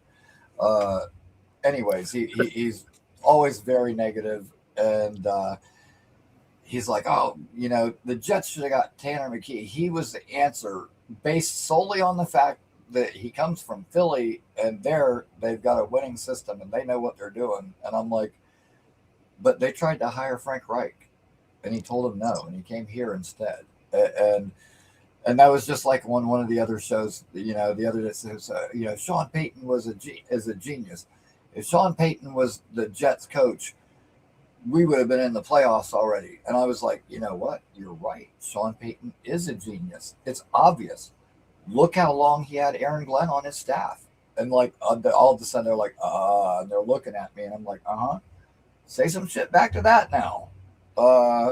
So dude, like, I don't know, maybe I'm biased, but I think we've made the right changes and are heading in the right direction. I'm going to be optimistic until I'm proven otherwise. And whether it manifests into results, I don't know. All I'm saying is, like, and I agree with you. I think the changes needed to be made. I think it has restored a lot of faith. I mean, like, for me, like, we haven't had a lot to champion. Okay. Sans the Knicks, but like, one thing that will restore our faith is like the unknown.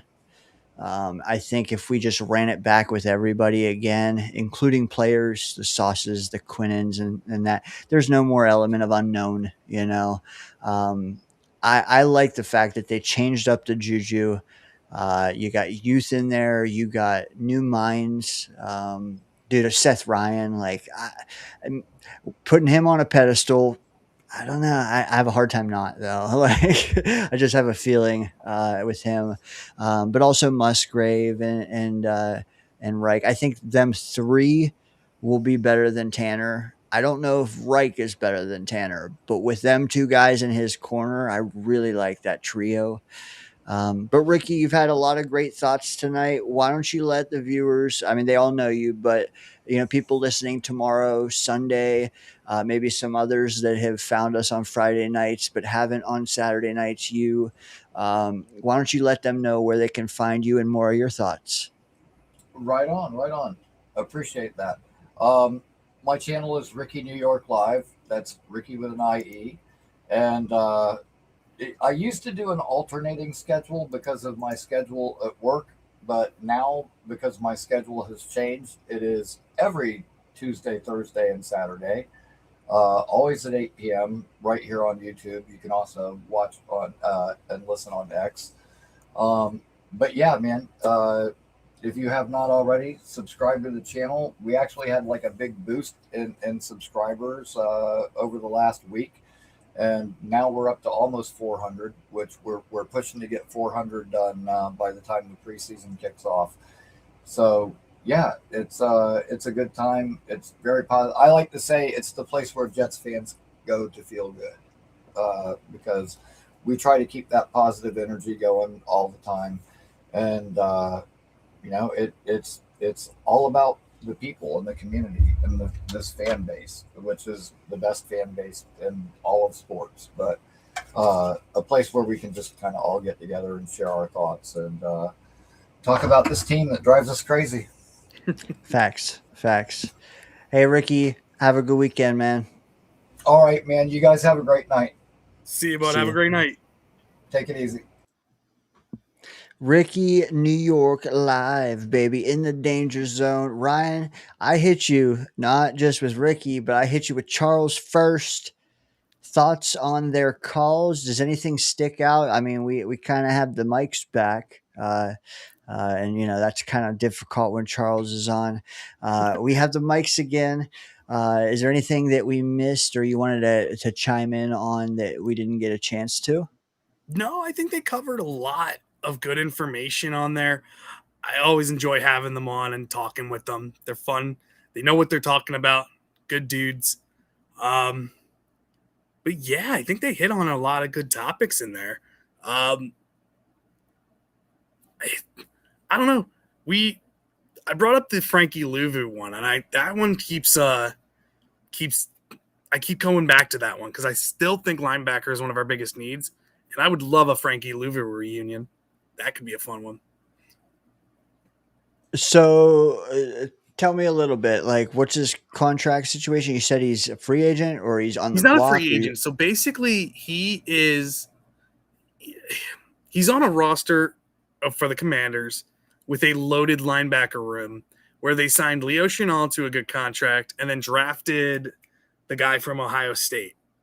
Not the guy the Giants did, but the other one that rose up draft boards so fast. And I can't remember his name. Former safety. Chat, help us. Oh, Caleb Downs? Not Downs. It was the linebacker. The Cowboys drafted Downs.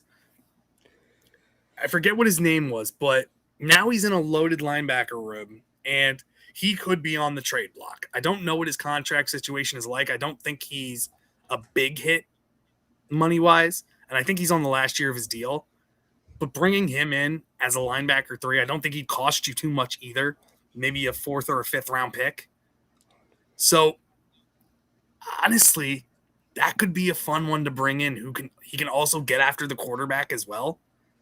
And another veteran who still has a lot left in the tooth. He's only 29 years old, I believe. Nazrul Dean. Is that that's not the guy, right? No, that's the former Jets safety that they drafted. So. Sonny Styles. Yes, Sonny Styles. There we go. Thank you. Yeah, jeez. Once we don't draft these guys, they're out of my head. Oh, yeah, yes. Gone. Thank you, Ricky. But Louvu's a fun one. Just thinking about all the guys the Jets can bring back. Jamal Adams, Frankie Louvu. Like, the linebacker room, big position. The one thing I'm shocked we haven't hit on a lot is the quarterback. That's a big one in Jets talk right now because we're going into training camp with Cade Klubnik or Bailey Zappi as QB2. And if that's the situation that stays, I think the Jets end up carrying 3 quarterbacks into the season. I mean, if that stays the case, Afram's not going to want to hear this, but if that's the case, I think I just carry 1. Afram is a Klubnik guy for sure. I like Klubnik. Yeah. I think he can be solid. It's just I don't want to rush him in there. That's it for me. And honestly, like, I would like to can we just redshirt him and just stop talking about him? Like, I already on my timeline today, Klubnik is in Matt Sims' quarterback camp as we speak. Along with Gino. I don't care. Like, if he's working, that's all I want to know. He's working. He's doing his job. Cool. We did this with Jordan Travis, and a lot of spent energy on nothing. Like, I'm going to wait and see, man. But also, like, I kind of need a quarterback too that's played meaningful games. I'm with you there. I just think that, Ricky started saying it there at the end. It's like, we need a backup guard. We need a backup center. We need a backup, or linebacker 3. That's why this team isn't a 9-win team. Like, some people are saying 9 wins. It doesn't work like that. You need to be strong up front and strong depth to even say that. And we're not. I think in the perfect blend, the perfect scenario, all starters stay healthy all year. We all mesh. 10 wins, When does that happen, though? Come on. You have to take into account linebacker 3, center 2, kicker 1, quarterback 2, growing pains, staff implementation pains. Like, it all brings that 10 down to 6, So I'm just saying, like, the green goggles can be on. Like, for me, they'll be on. They'll be on early September. Not now. Like, once we're about to kick off, you can't. All right, dude, we're winning it all. We're hoisting. We're the next Knicks. And that's the biggest thing too. Like, the Jets were one of the lucky teams last year with health across the offensive line. That's not going to happen this year. I'm sorry to say, I don't think it's going to happen this year. We could be in dire situation. Let's say Joe Tippmann goes down. Then we're looking at Inez Cooper going in for him. And we don't know if he's ready. Or if we have Armand Membu go down, Chuck Okorafor coming in. That the depth on offensive line is not as bad as we're making it sound, because Okorafor and Max Mitchell, they're not bad. They have starting experience and stuff like that. And Max Mitchell can play guard as well and stuff like that, which is good. But then you have Inez Cooper and Xavier Newman on the interior. Xavier Newman as your backup center. Like, I don't know how confident I'd be in that. Or you move Dylan Parham to center and have Max Mitchell come in at left guard. There's stuff we could do, but we still there's a lot of things you need to fix. Let me, just for fun, instead of me saying what player getting injured would derail this team, I'm not going to frame it like that. Okay, I'm not. But I want that to be in the back of your mind when I ask you this question. You can guarantee the health of one player on this team playing all 17 plus. That way you don't have to worry about what's behind them, so to speak, which is a better way of framing it, mind you. You got one chip to place? Hey, you are 100% all year, no IR, no nothing. What's most impactful to you? I am going to take Geno off the table, but so not a quarterback. Yeah, well, I think we would both spend it on Geno. I mean, full disclosure, I don't want to, but I think that's just the most impactful. Yeah, aside from Geno, we acknowledge he's probably the only choice, but aside from that, yeah. Who do you Mario Davis. And why? He's going to be the heartbeat of this defense. He's going to get everybody situated, and I think he's going to have the biggest impact on Jamie and Sherwood as well, to help him not be able to focus on other things, not being able to focus on getting people organized. Mario Davis, if he goes down, that'll be like when we lost CJ Mosley and the whole defense became a mess. I think if he can be guaranteed his health, I think he's still going to play at a high level. And I think it's going to help Jamie Sherwood come back to the player he was when he got that contract. Because Jamie Sherwood, not a lot of people know, he was one of the better linebackers in run defense as well last year. But it was his coverage that was atrocity. Now, with Demario Davis, he's going to be able to get Jamie Sherwood in a situation, in a spot that he's going to be able to focus on and be good in. And I think it's going to benefit him. With him not being there, I think that would be very bad for this defense. I like that. I think that's probably a top two choice for me as well, which means it's a very, very smart and excellent take, Ryan. Hell yeah. Who would be your next one? It's tough, man. I think let me spitball live on the air, because I didn't, aside from him, I was okay. Now I'm thinking Membu, Tippmann, because he can play three spots if we need him to. Membu, because he's that damn good. Then I think Garrett. I'm like, fuck. Then honestly, our offense might be the type where it just spreads the ball around and it doesn't matter, So I'm like, I don't want to waste it on Garrett if 5 other guys can just get open. I'd say Brees, but there's others behind him too. Minka, yeah, you know what? I just don't want to waste it on defense if you're already protecting DeMario. No, that's not the question. You're right. because we don't both get it at the same time. I think I would go Minka. For a lot of the same reasons, though. To captain the secondary, you have a captain of the defense you want to protect. To combat that, I'll say, well, they have Dunbar. So I'm gonna, hey, we have Glenn, but you can go either way. I'll say Minka though, because our secondary, our safety room especially, was fucking cheeks. I need him to be there, and he can come down to the box, play like what do they call it, Joker or whatever. Like, Yeah. he can play like 4 spots on that D. So I think that's a solid choice. And Brees is a good one too. Boss Girl brought him up. Brees is a good one because then you're looking at Braylon Allen or Isaiah Davis as your backup. I think the Jets need to bring in a running back too. Joe Mixon's off the board because he retired. So he's that's one gone. But bringing like a Nick Chubb or something to be your running back too, I'd be all for that. Or a Najee Harris. Not Najee. Man, that's long in the tooth, ain't it, by now? I don't know. Well, I was going to say Joe Mixon. He ended up freaking retiring. True. You know what? If something did happen to Brees, I think I would just fully go down the youth rabbit hole. Like, pause. But like, just go young, man. Like, let's just, it's running back. But let's hear what the chat has to say. I mean, Boss Girl led off with Gino. I think that's the best choice.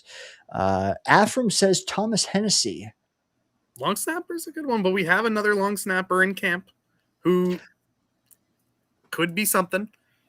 Okay. Yeah, I think I heard about him. That he was actually like one of the best in college football. Most athletic. Yeah. Most athletic. Okay. There's a difference. Olu Fashion is an interesting one, and a lot of people are bringing up Olu because who's blocking the blind side afterwards? You got Max Mitchell.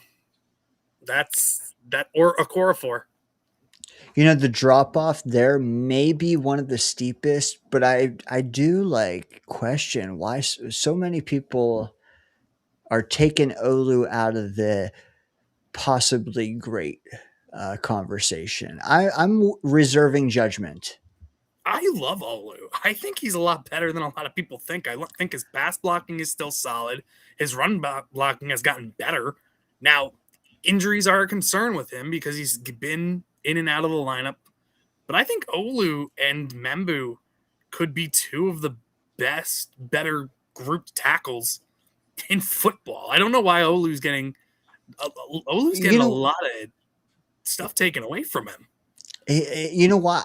It's sad because I don't think it's good logic or sound logic, but I think a lot of people just see Membu be so good that they automatically make that detract from Olu. And to be honest, Membu is great. Like great, but like left tackle is different, and also like our quarterbacks held on to the way, like their processing time last year was cheeks, like so bad. So again, I'm not saying that he will be in that echelon of like the Bricks or even the Membus of the world. But what I am saying is I'm not saying one way or the other yet. Some are. I'm not. I'm a big fan of Olu. I like him a lot. I think he's much better than a lot of people think. It's also, I'm a Penn State fan too, and he's coming from Penn State, so I think he's really good. Bosco chimes in. She says, if Olu goes down, just make Gino throw lefty, and then Membu is protecting the blind side. She's got a point.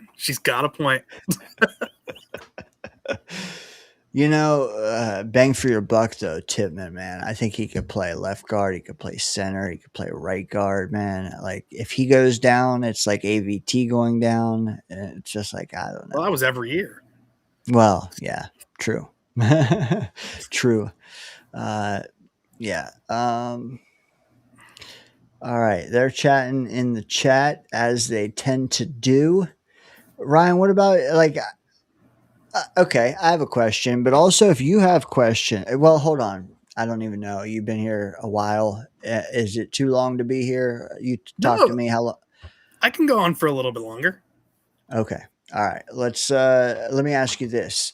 What a lot of people who's gonna make the cut, who's gonna get cut, all that. I don't really care about that. What I want to know is depth chart. I'm gonna throw it up here, and I want to know if you have anyone in particular that you see making a leap on the depth chart that maybe isn't obvious. And I know some are, like we talked earlier, and you said maybe Pons could jump. Well, he's already there, but so, he's already there. Um, yeah, aside from that, like, and I'm not saying this our lad's graphic is gospel or anything, but I'm just wondering, like, is there intriguing depth chart battles that you are going to be glued on? If so, like, what are your top one or two that you think people ought to be looking at? It's definitely the cornerback room. The cornerback 1, cornerback 2. That's an obvious one with Wright and Stevens and AZ Thomas. If Stevens loses one of the positions, I think he gets traded. I really do. Because he's getting paid a good amount of money, yeah.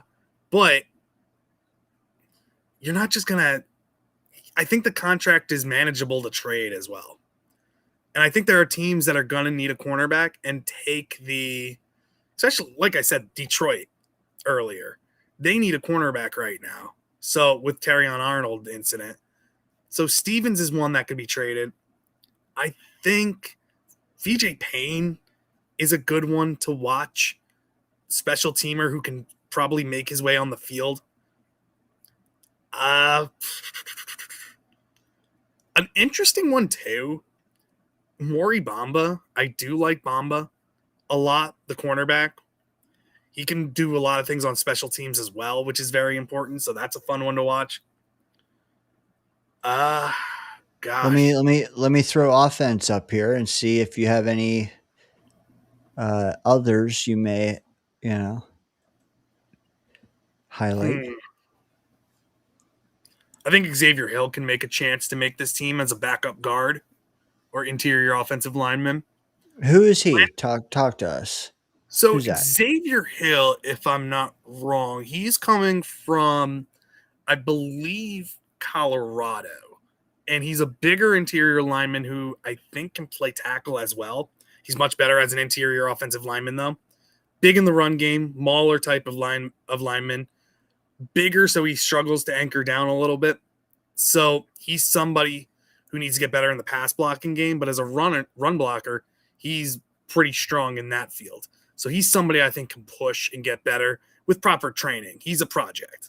But I think he can be very, very good when it comes to that.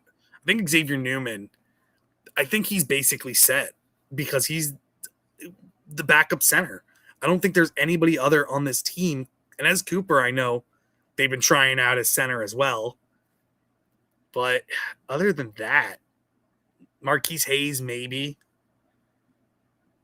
I think they're pretty set with offensive line. Landon Young's an interesting one to watch. When it comes to tight end, Beck, Ruckert, Woods. You got to watch for those guys because Jeremy Ruckert and Beck can do the same things. They can both play fullback.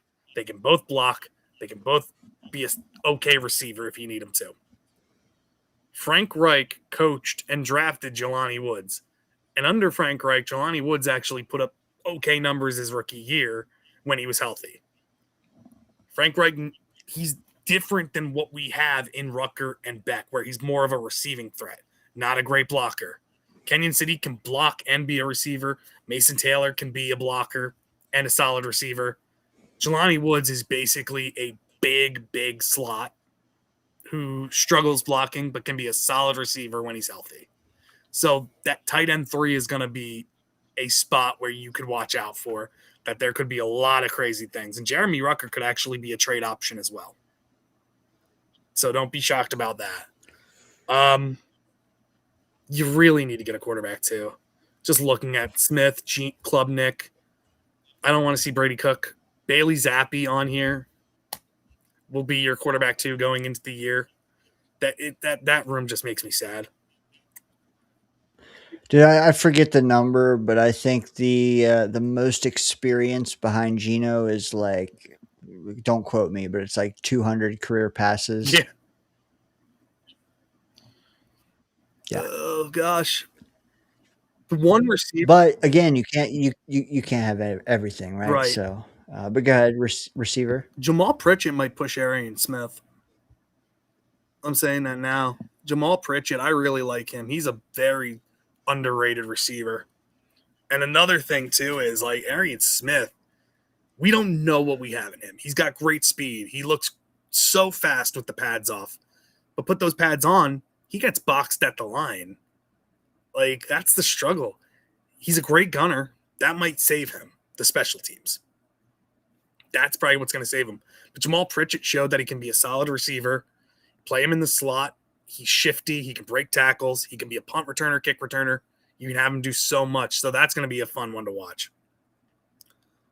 Guys, think about this. I'm reading Boss Girl's tweet.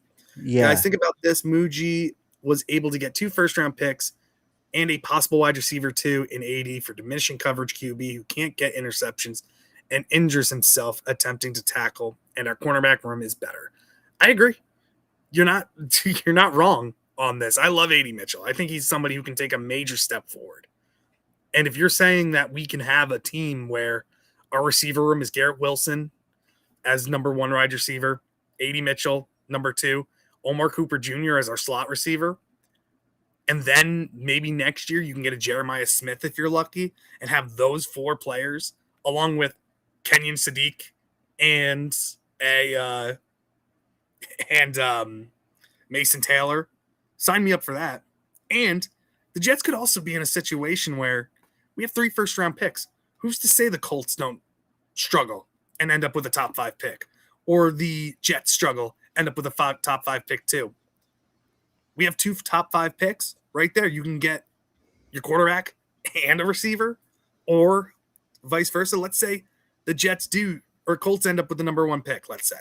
I doubt it happens because I think the Cardinals or Dolphins are probably going to end up with that. But then you get, let's say it happens. Jets can take Dante Moore, get him back with Kenyon Sadiq or Arch Manning and Kenyon Sadiq as your receivers and Garrett Wilson.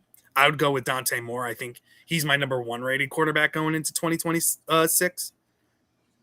But going back with that, I like Dante Moore a lot. And then Jeremiah Smith in the top 5 pick too, if he's still there, which could happen. Look at that. Then it's spitballing things here, and it's all hypothetical, but the Jets could be in a really good situation. Speaking of which, I was just pulling it. Dom C shared a SB Nation article. I think it was yesterday from their NFL analyst, and he had 61 predictions for the 2026 season. One of those was that the Colts finish with a top 10 pick.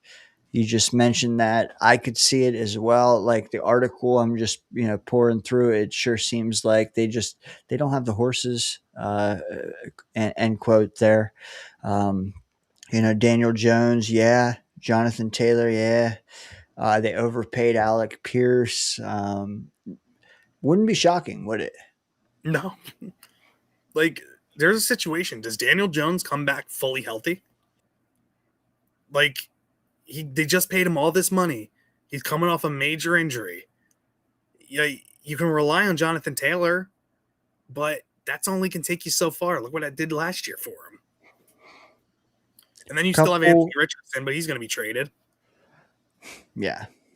I don't think I want another AR at under center. I'm just saying. Yeah. A couple questions out of the chat. Our buddy Snowball chiming in. He says, Geno takes shots downfield. Who's our burner? Does Arian Smith emerge with Adonai? Maybe. He's got to prove that he can beat press coverage. That's the biggest thing. That was his weakness last year. He couldn't beat press coverage, and that's why he never saw the field, other than as a gunner. AD Mitchell, I believe, becomes our deep threat. Garrett Wilson is our shifty guy on the out. Omar Cooper, another shifty one in the slot. AD Mitchell has the speed and the size to beat people down the field. I think that's one of his biggest strengths. So I think he's our burn type of guy or a deep threat. I'm with you. There are many that say, he's going to have an enormous year. I'm not just saying Ricky. There are several saying that. And they're saying that he's having a hell of an off season. I think that the truth is somewhere in the middle. Like what you're saying, he can be our burner. I am with that.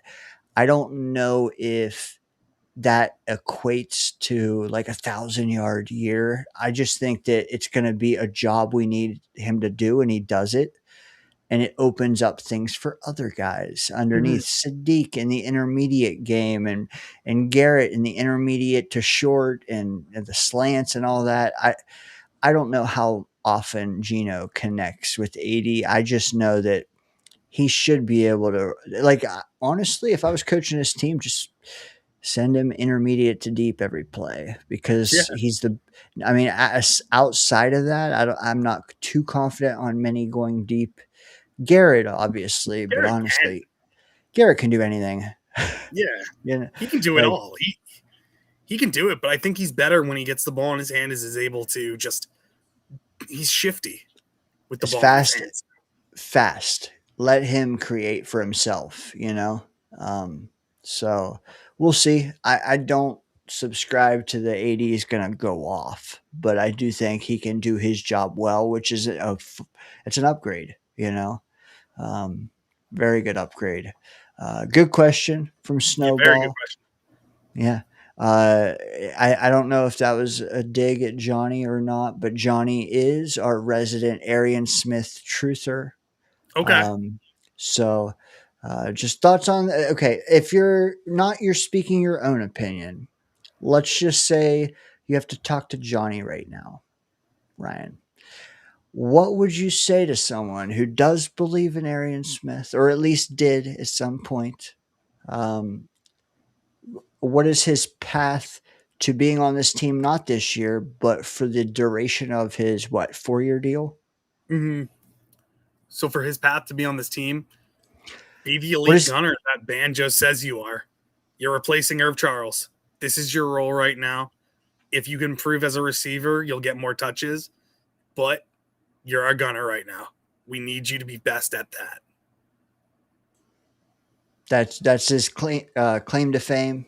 And if he gets more, sure, but do that first and you'll be here. Like, is that kind of it? Yeah. Look what happened with Isaiah Williams last year. You're here to be our punt returner, kick returner. You did well at that. Okay. You're shifty. We'll give you a couple of end arounds and stuff like that. But your main job is kick returner, punt returner. Thoughts on our girl, Kenya Sadiq. Thoughts? He's a bigger receiver, yeah. He's got good speed. As a burner, I don't think he's going to be outrunning cornerbacks or anything like that. I think he's better in the intermediate game. Get him the ball in his hands, and he's going to run people over. But every now and again, send him on a seam route. I think that could work. He's just an athletic freak who I think is going to do what he can to get the ball. No matter if it's short passes, deep, or intermediate, I think the best is going to be short to intermediate for Kenyon Sadiq. Another one here. The chat's cooking. I'm going to keep leaning on them a bit because, we are here on the eve of training camp, guys. In fact, the rookies, Kenyon Sadiq as well, will be in the building tomorrow. So, going to have more shit to talk about as the weeks wear on. Scott chimes in. He says, the coaching staff not turning over also will help keep him there. I think he's talking Arian Smith. Yeah. Good Because point, right? You drafted him higher than a lot of people would. You have faith in him. You have him here for a reason. You're going to want to give him another chance. The team was a mess last year. Clean slate this year. Let's see what you can do. He's already working out with Geno Smith. and Cade Klubnik with Chris Sims at the camp. So that was fun. But he's putting in the work. Do you think this is accurate from Chris B? He says Arian brings to the table pure straight line track speed.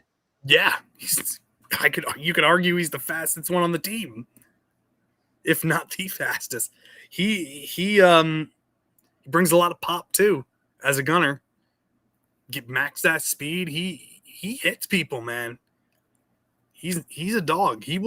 He's physical. Even though he's slim in size, he's very physical. Okay.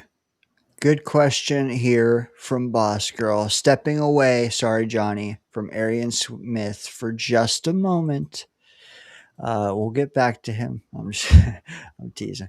Boss Girl says, do you think there is a true possibility of us repeating Rookie of the Year squared again this year? Oh,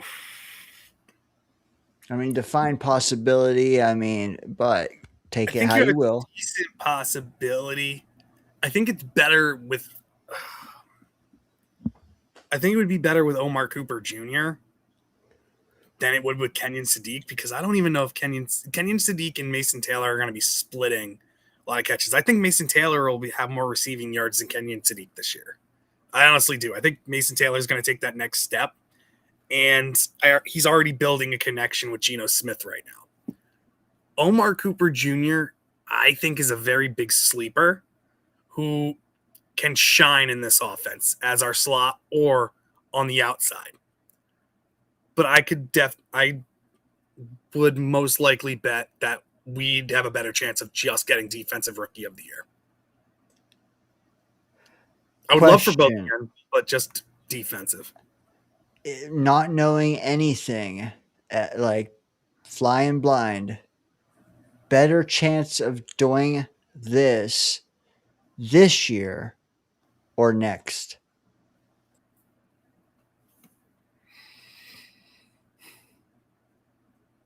Next year. I'm with you. Because it's not usually it's a quarterback, right? Yeah. And that's what's given me that same answer. Also, we're gonna have more first round picks. Well, right. Actually, we had three. You never know. We had three this year. Think about this. I wanted to bring this up too, but haven't had the right opportunity.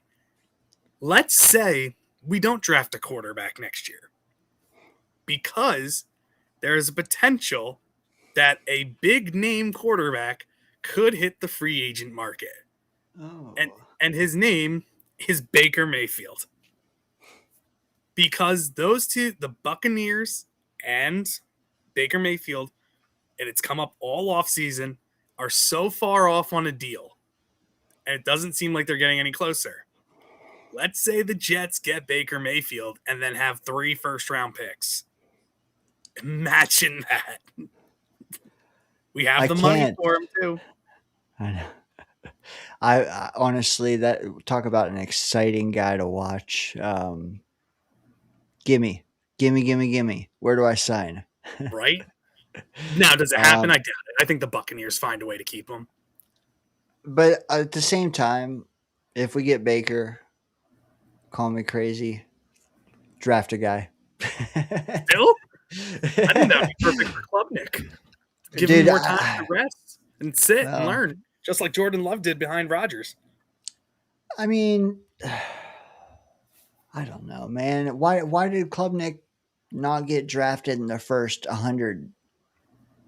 Like, if he is this guy that even if you bench 2 years will be a starter, why was he there at 110? You know, because he was playing hurt, and the whole 110 team was a disaster.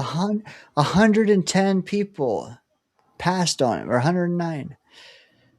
So many people passed on Shedeur Sanders too, and he's looking like the future for the Cleveland Browns, which isn't saying much, but he is, and he's a Pro Bowler last year. Oh, the chat's about to light up. I know. I know. I'm here for it. uh, That's to say too, like there's all these quarterbacks. Like Drew Allar looked as being a first round talent. He goes down with injury.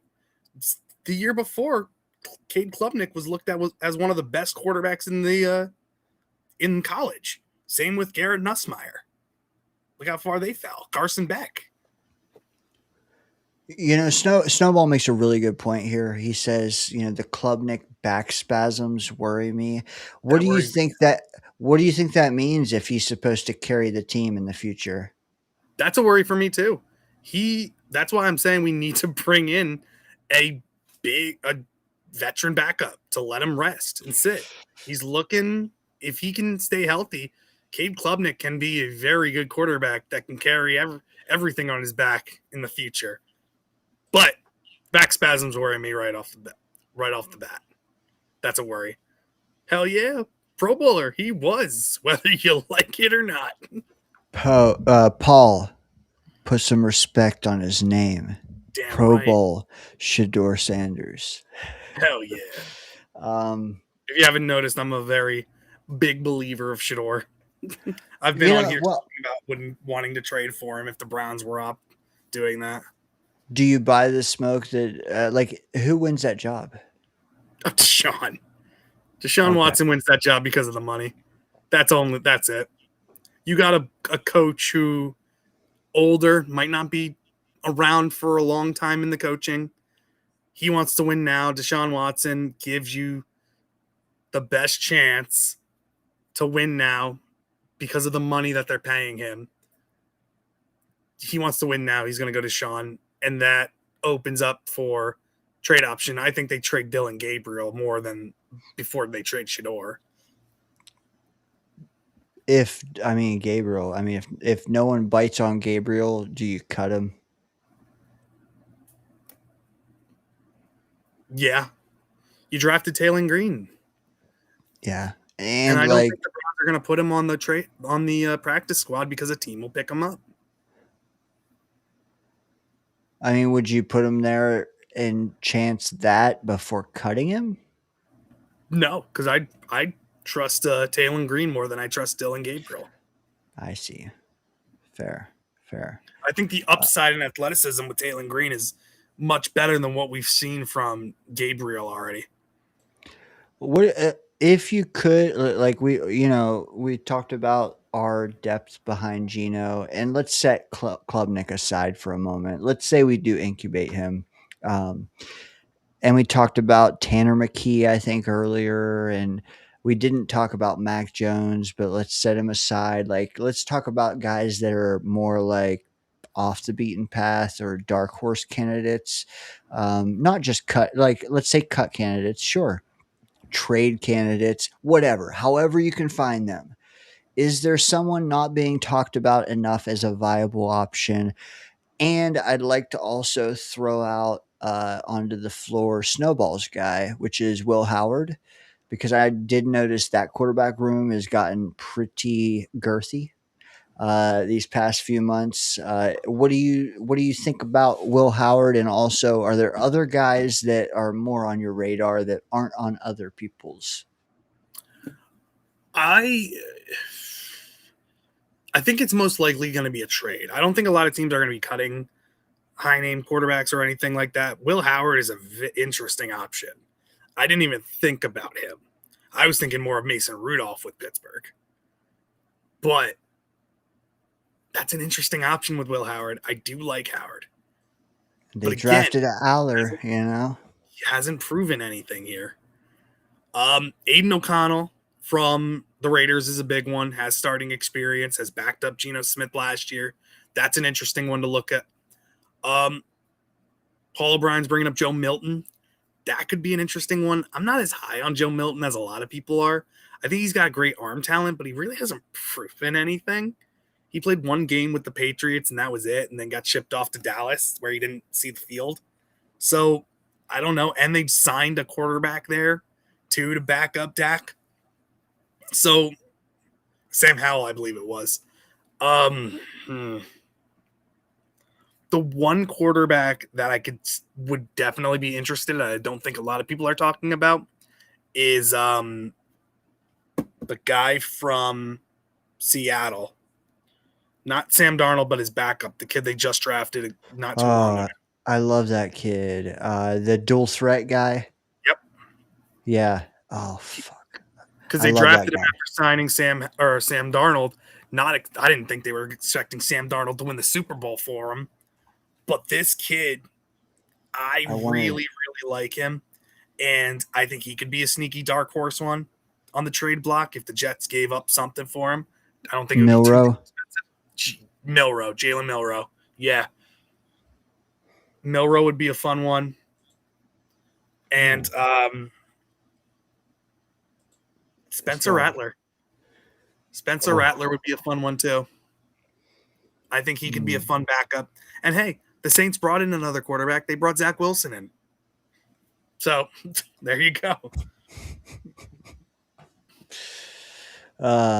So the Browns cut or the Bears cut him. So no Mike White reunion. Unfortunately, no. I don't think Mike White wants to have to deal with Woody Johnson again. Yeah, honestly, I think he might be toying retirement at this point. I mean, he's got no smoke to his name. I think I'm the only one saying it. There is a guy nobody's really talking about too that's been a veteran in this league for a long, long time and is a perfect backup quarterback, and that's Jimmy Garoppolo. He's out there right now. He'd be a good veteran backup. Buffalo Jet fan. What's up, brother? What up, dude? Yeah, we're getting hey man, training camp, we're ready, man. People are ready. We are ready. We're dying. We need pads, we need click clacking, we need white helmets, and they are here tomorrow. Well, not all of that's here tomorrow, but some of it is. Maybe none of it. Maybe it's all Monday. I don't know anymore. Maybe they're just taking it. Fan. He was one of the when I started my YouTube videos, he was one of the earliest people to start commenting on the videos and giving feedback and everything, and I always appreciate him for that. He was so helpful in the beginning of my YouTube career, so I always appreciate him and helpful for how helpful he was for me. So thank you for that, Buffalo Jets fan. You know, I'm going to double down on the BJF love and just say, like, I really admire his ability to monologue with no guest, just chat. It's fantastic. Like, it's really something to commend. Like, and like, doesn't even need a background. Full screen Buffalo. Like, I can't, man. If I start seeing myself even twice as big as this, I start sweating. Dude can talk, and I'm not saying just talk. Like, he is articulate, and he can, pair together sentences very well. Really enjoy his streams. He talks ball the way it should be talked. So kudos to him, man. A very good follow. If you guys aren't subbed, I'm sure you are, but if you're living under a rock and all you can find is the Danger Zone, you need to venture on over to the Buffalo Jet Fan Zone, baby. You're late, but you're still welcome. Hell yeah. I think going back to the quarterback talk, I think time has sailed for the Will Levis and Anthony Richardson talks to the Jets. I think Will Levis, I don't know how real that was. He's just one that could be cut, though. So if he's cut, watch out for him, because that's an interesting one, because they got Mitchell Trubisky there now behind Cam Ward. Will Levis is in a trade option. That ship has sailed, but as a cut candidate, that could be something. Do the Jets do it? I don't know. Obviously we're going to have to wait and see. I forget the date of the final cut downs, but I do feel like there's going to be like 1,000, no joke, 1,000 players hitting the waiver wire at the same time, or whatever wire you want to call it. But Will Levis, I'm going to say, I think my socks are going to be firmly on my feet if that one hits the wire. But at the same time, Zappy, my socks are not getting blown off there either. So If you want to bring him in and kick the tires, I'm okay with that. We can't be picky with our backup quarterback because everyone we're naming is honestly, we don't know what Cade Klubnik is. We don't. We can go off of what we hope he is, but like for those who are like absolutely no on Garoppolo or Will Levis or anybody who we're naming, they're better options than Zappy and Brady Cook. Honestly. Well, okay. So, what do you say to the devil's advocates out there that say, well, if Gino goes down, it doesn't matter who QB2 is? Are you in that same camp? Because I'm not, and I just want to hear your thoughts and maybe why. I'm not. If Gino goes down, if we have a veteran backup quarterback, let's say we get Andy Dalton or something like that, who has played well in Frank Reich's system before. With our defense, how I think it's going to play this year, it's going to be a lot better. We're going to get after the quarterback. We're going to be able to stop the run. If we can stay in games, Andy Dalton is a solid quarterback 2 option. And if he can hold it down and still help train Cade Klubnik and hold it down until Gino's ready to come back, if he's not out for the season, we could still be in a solid situation, even with like a Mason Rudolph or Spencer Rattler. Spencer Rattler showed flashes last year that he can play in this league. Tyson Bagent has proven that he can play in this league. There are some options out there that you don't just throw everything away because, I'm sorry, if Geno Smith goes down and you're like, okay, let's start Bailey Zappi, Brady Cook, or Cade Klubnik, or let's just say Bailey Zappi. I'm sorry. You're probably going to win 3 games again, and you're going to fire Aaron Glenn. The whole coaching staff is going to get fired, and you're going to be bringing in somebody new. And I get that you have 3 first-round picks. You have some young players. But then Garrett Wilson's going through a whole new coaching scheme again. You're going to have to deal with the GM search if you fire Darren Muji too, because let's be honest, yes, we love the moves he's made, but his record as a GM isn't great right now with the players that he's brought in. So I don't think they're attached at the hip, but you never know what Woody Johnson's going to do. And which coach is going to want to come coach for Woody Johnson? So you're going to tell me Mike Tomlin wants to come deal with that after being with Pittsburgh where the ownership was great? McDermott, who was with Buffalo and was successful there. I understand the management isn't great there, but they let him coach the way he wanted. Woody Johnson's we don't know what Woody Johnson's going to do. Let's just hope that if Aaron Glenn can turn it around, Boss Girl's comment made me laugh. Brady Cook didn't flash. He flashed something, but it wasn't any good football. Jeez. Yeah. But Aaron Glenn gets fired. Who are you bringing in? Who's going to want to come coach here? Boss Girl, I think Paul Rubens had more flash in him than Brady Cook. I'm just saying.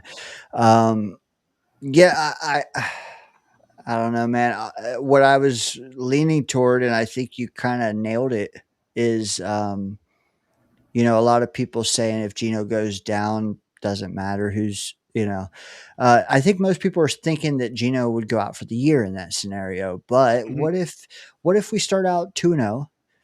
Gino gets concussed for 10 days. He misses 2 games. You need a guy to just stay the course. Like, that's why quarterback 2 is so paramount for me. Like, I'm not sold on Zappi. I think he could play 2 games for you, but get someone better in there, and all of a sudden, I feel a lot better.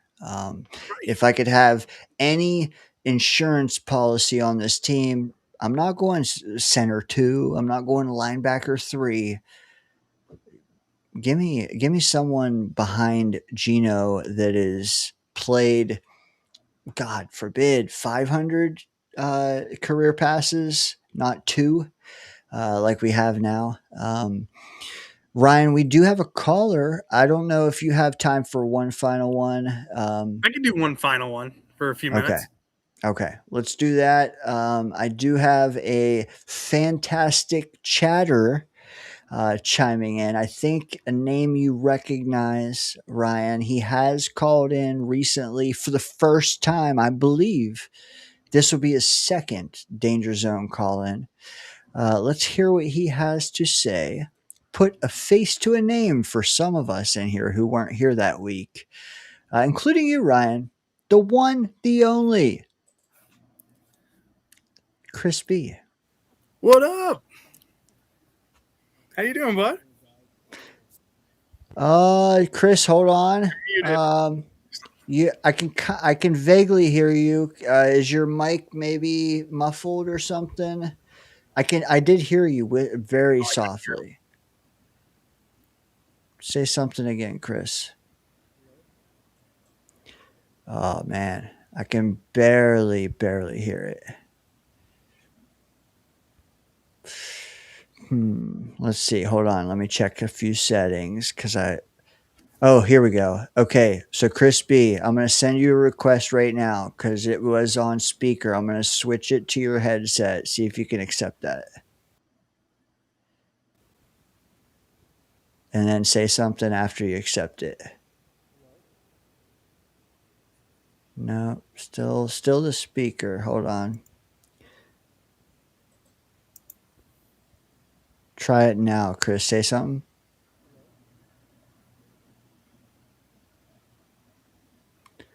Nope. I don't know if you see it down below. There should be a microphone. You just have to click the little down arrow next to it and switch it to your headset. Try that. Hopefully it works. I really want to get to hear from you, Chris. You know what? You want to just close out and come back in? Try that, brother. We're going to get this call in because Chris always has salient points. All right. He exited. You know Chris B from the chat, though, right? Yeah, absolutely. Scott made a chat. I would be so happy if Chris was totally fucking with Dane. Listen, man, my fuckability meter is on high. I think that's the grammatical term. See, the funny thing is, I could hear him, but it was so vague. It was like he was down the street. I couldn't hear anything. And then I checked, and it said speaker. And headset was an option, but it wasn't enabled. So we'll see. Paul, good night, brother. I think we are. Paul. Thank you for joining us tonight. We're winding down as well. Ryan, man, appreciate you sticking around this long, man. Because, just a long week for me. I appreciate the backup for sure. No problem. Anytime, you know me. Anytime you message me and you want me to join, I'm happy to. You know what? While we're waiting on Chris, why don't you plug a little bit of your stuff? I don't know what you have coming up. I know you react daily, but like anything, periodical coming up? Not much. I post videos every day at 10 o'clock Eastern time on my YouTube channel, the JetsWard. Make sure you guys check that out. Like and subscribe. It really helps me out. I also have a merch store selling JetsWard merch at the JetsWard Shopify store. Make sure you check that out if you're interested in any JetsWard merch. Become a member of my channel today. I have 2 different memberships that you can join. Again, I post daily, every day, a video, sometimes 2 if we get breaking news, and just trying to keep you guys updated on what's going on in the NFL. I love talking about the Jets, but I also talk about other teams as well if a big move gets made. So Packers just extended their defensive tackle Wyatt to a big deal. So that might be a video coming out. But yeah, join me on the JetsWard every day at 10 o'clock. And I'm going to try to stream more as well. I don't stream very often, but I'm going to try to do that more often. All right, let's go with Crispy round 2, baby. And from what I hear, the ladies have told me round 2 is the best. Crispy, you here? Oh, fuck. What the hell? What? Let me check a few things, man, Chris, because we're at the time of night where we can just live troubleshoot, baby. I'm going to send you a prompt, see if I can. Yeah, it went back to requested the guest to change microphone to headset earpiece. Hopefully that works. you getting any pop-ups or anything, Chris, to switch your mic? Yeah. There it is. Oh. Heard him. Say something. Yes. Yes, I hear him. What up, dude? How you doing, buddy? How's it going? Not bad, not bad. How are you? Good. Doing well. Appreciate it. Nice. Good to hear. Excited for training camp coming up? Yeah. Yeah, just looking forward to a lot of different things. I just feel it's a make it break it type of year. So we're just like it's the ultimate grade for AG. It's not just about talent acquisition. It's more about like proving you can run a fundamentally sound low mistake football operation, which we want. Exactly. What are the biggest things you want to see from this team this year? Like, I don't expect us to like Super Bowl or anything like that. But what are the biggest things you want out of this team this year? Yeah. So basically, the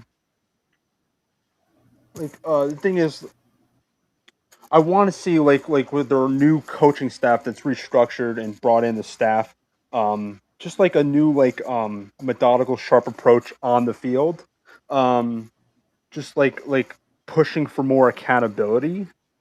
So want to eliminate like a lot of errors, and like that unfortunately play this over the last couple years. Just got to cut down on the fouls, the penalties, things like that, false starts, and just more disciplined overall. Do you think it's going to be better for the Jets that Aaron Glenn is the one calling the defensive plays now over Wilkes? Hopefully. Yeah, I would say because it's just being more aggressive and more executing his vision and buying into his plays and making it work all together, which I think it will. I hope so. Yeah, I'm looking forward to it. Hoping AG can take this defense and finally get a turnover, finally get an interception, let's say. Yes. Do you think game one's a make or break game?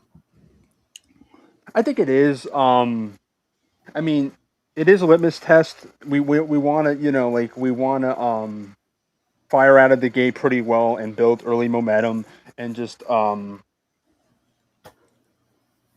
prove that exactly we could sneak up on teams and not be afterthoughts. So we have to show it right from the beginning. Completely agree. Yeah. I think game one, a lot of people are going to argue it's a must win. I think it is. Chris, I have a rebuttal to ask you, sir. You speak accountability and penalties and all that. Yeah.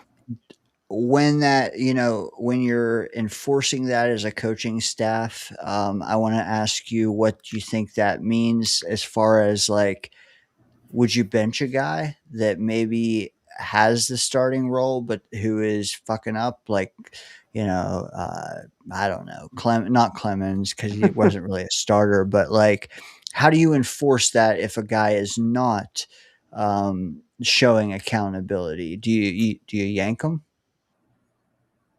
No, it depends because I want everyone to show a high effort and motor and just being we want to be disciplined enough because we have on-field extensions like the veteran anchors that we've brought in. So I feel the less boneheaded mistakes and not shooting serves on their foot. I feel like the players just not losing it in the locker room and not spilling onto the field. So I feel it just depends because how it's going out there. We want to build it into them that you got to be serious and focused on the task at hand. So it just depends. If he wants to assert himself, then albeit. But like context matters too. It's hard to guess what the situation is. I'm with you, man. Yeah, Eh, it's difficult. Yeah. I'm with you. I also think that Sala like botched this in some ways because like when guys were fucking up, he would not yank them, and sometimes they needed to be pulled, even just for a little bit. And you already saw, I think, was it last year where we had Quincy like Williams. two guys. I feel like I remember a time where there was one or two guys that were benched for the whole first quarter. Sauce Am I? Gardner. Was that last year? Yep, it was Sauce. Quincy Williams got benched last year. Jamie Sherwood got benched at one point. McGibson? No. Gibson, After the week 1? I No. think so. Gibson got benched. Adams got benched at one point. Oh yeah, Woody benched Tony Adams. Yeah, I like that. But no, yeah, like whatever it takes. Is that, are we all on the same page there? Like whether it's a bench or a talking to or whatever, man. Just Yeah, best player plays. Period. Well, what did we see with Robert Saleh when he was here? Anytime there was something wasn't going right, he was on the sidelines with his arms crossed and everything. At least with Aaron Glenn, we saw him getting in the players' faces and yelling at them in the middle of a game, showing passion, showing that he cared. That's what we wanted from Saleh. We never got that. He wanted to be their friends. Saleh, or Glenn, is known as one of the better teachers, as the players have said. And if you ever heard David Onyemata talk about him, talked about the mentor that he was, the leader he was, somebody you respect. That's what we want in Aaron Glenn. And he's completely changed this offseason too. His bravado isn't there. He's more humbled, which is a great thing. He learned from his mistakes from last year, and you could even see it in his interviews. He's humbled. He's ready to go. The fire is still there. I think it's going to be much better for him. Isaiah Davis was cut and then brought back last year. That was a punishment for him. Somebody brought that up. Boss girl, she's on point. boss girl. Always Good to on have you. Good to have you back. I love it.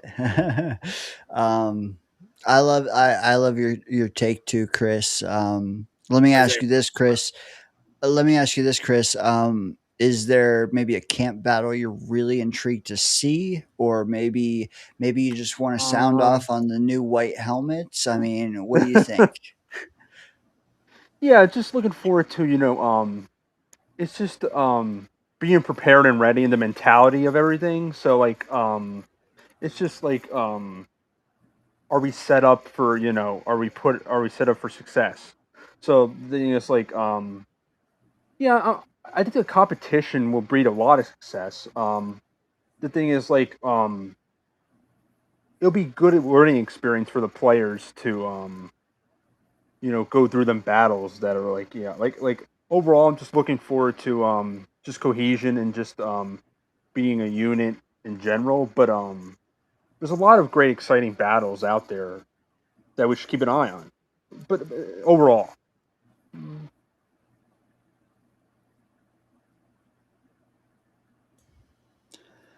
What do you think about that, Ryan? About the breeding competition, is it going to yield better results? Oh yeah, I think it's, you bring in players to push each other. That's the biggest thing. If you know you have a job already without really working for it, that breeds like what Saleh did. He brought in Zach Wilson with barely any competition, threw him into the Wolves, and he failed. Now, I get Geno Smith was named the number one quarterback, but he's at least a veteran who's done this for years. It's a different situation. With Kenyon Sadiq, on the other hand, he's competing with Mason Taylor, who was a second-round draft pick last year, Jeremy Rucker, who's been here for a while, Andrew Beck, who's been here and was solid, was okay last year. The receiver room, you have so much talent there, it's going to make everybody better. Garrett Wilson's the number one receiver, but you have A.D. Mitchell, who's going to be pushed by Omar Cooper, who's going to push Garrett Wilson. The competition breeds excellence for this team. So I think that's going to make it better for this team, no matter what. And the more talent you have, more competition, that's better for your unit. Look at the defensive line room. how much talent we have on that. All of those guys are going to be fighting for opportunities on that line. Just to take it another direction, folks, did you guys see that Tony Romo was arrested? I saw that. Yeah, my dad told me about that. Oh my gosh. Before. Yeah. You get a basically a DUI at 8 p.m. 8 Yeah. p.m. Oh, 8 damn. p.m. Like, guys are crazy. Yeah. It's insanity. You get all this money. Just be smart. Just be smart. Like, come on. Call Uber. You're one of the most. You make so much money. You're one of the most well-known announcers out there too. Like, somebody's gonna know you. Somebody's gonna see what happens. It's gonna be big news. Like, come on now. Scott said Romo, I assume Romo, not this room, is a booze hound. I like it. Okay, another direction. You know what? An open forum question. I know, Ryan, you got to go. I know we're winding down here. So let me ask one good question here, because we are talking about folks in the booth, something that Mark Sanchez squandered, right? And then Tony Romo didn't squander yet, but he's not helping his case either. I'm going to give you guys each a turn. Give me a player who is 30 plus in the league, does not have to be a Jet, but you get to say, this guy is going to the booth when he retires. You want to see him for a decade calling games. Also, just want to say you could do it for a variety of reasons. Maybe you think he stinks and you want him to be exposed. Maybe you want to be entertained by him. Maybe you think he's smart and you want to hear from him. Maybe you think he's funny. He's affable like Afram. He's handsome like Scott. Whatever spin you want to go. If you have a choice already and you want to go, man, just go. Give me a minute because I don't even have my own choice yet. I would say Jameis is probably off the table. I think he's already going to be one, so he doesn't need your support. But there are, thousands of players you could choose from. Maybe not over 30,000, but there's hundreds. Where would you go with your choice? Chad, I want to hear from you as well, and spike the like if you haven't already. Scott Foster chiming in. He says, can he just veto Russell Wilson instead of choosing one? That's pretty good. Pretty good. That's a good question. Afram says Harrison Phillips. Ooh, that's good too. That's a good one, yeah. Boss Girl, anyone who can replace Tom Brady. Okay, I like it. I would say Greg Olsen, but Baker. Baker would be a fun one. Yeah. Oh man. Tyreek. No on Tyreek. Cameron Hayward. Ooh. From Pittsburgh. He'd be a fun one. You know, call me crazy, and it's not my number one choice, but Aaron Rodgers would be up there for me. He would. He's knowledgeable. I don't know if he'd want to do it, though. Hey, it doesn't matter, man. I, in the danger zone, said he has to. No. Fair enough. You win. But that's the game, though. You force them. So I'm not going to say Rodgers, but it doesn't matter if they want to or not, man. Who do you want to see? Cameron Hayward. I think that would be the one I want. I like it. Any reasons why before Chris B goes? I just think he's very knowledgeable. He brings a different aspect on the defensive line, bringing the interior, but could also bounce out to edge. So I think he's got knowledge on that. He's played in different defenses throughout his career as well. So I think he's just seen a lot of different things, been around forever, seen many different players go through there, been in he's been in Pittsburgh forever, been in that locker room, seen players come and go. I think he's just got a lot of knowledge that he can incorporate to the new, to the people. So I think he'd be a cool one to call out or to put in the booth. Yeah. No, I like that. Chris B, tell me you're not drawing a blank. No, I would go with Fred Warner, 49ers linebacker. Ooh, Yeah. I just like his presence. So basically, like, just his mentality and things, and a great work ethic. I feel like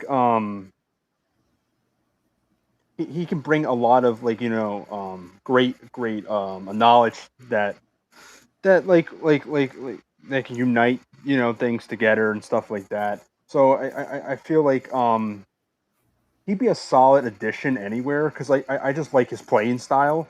So I think that would translate pretty good to the booth. And like his outlook on football in general.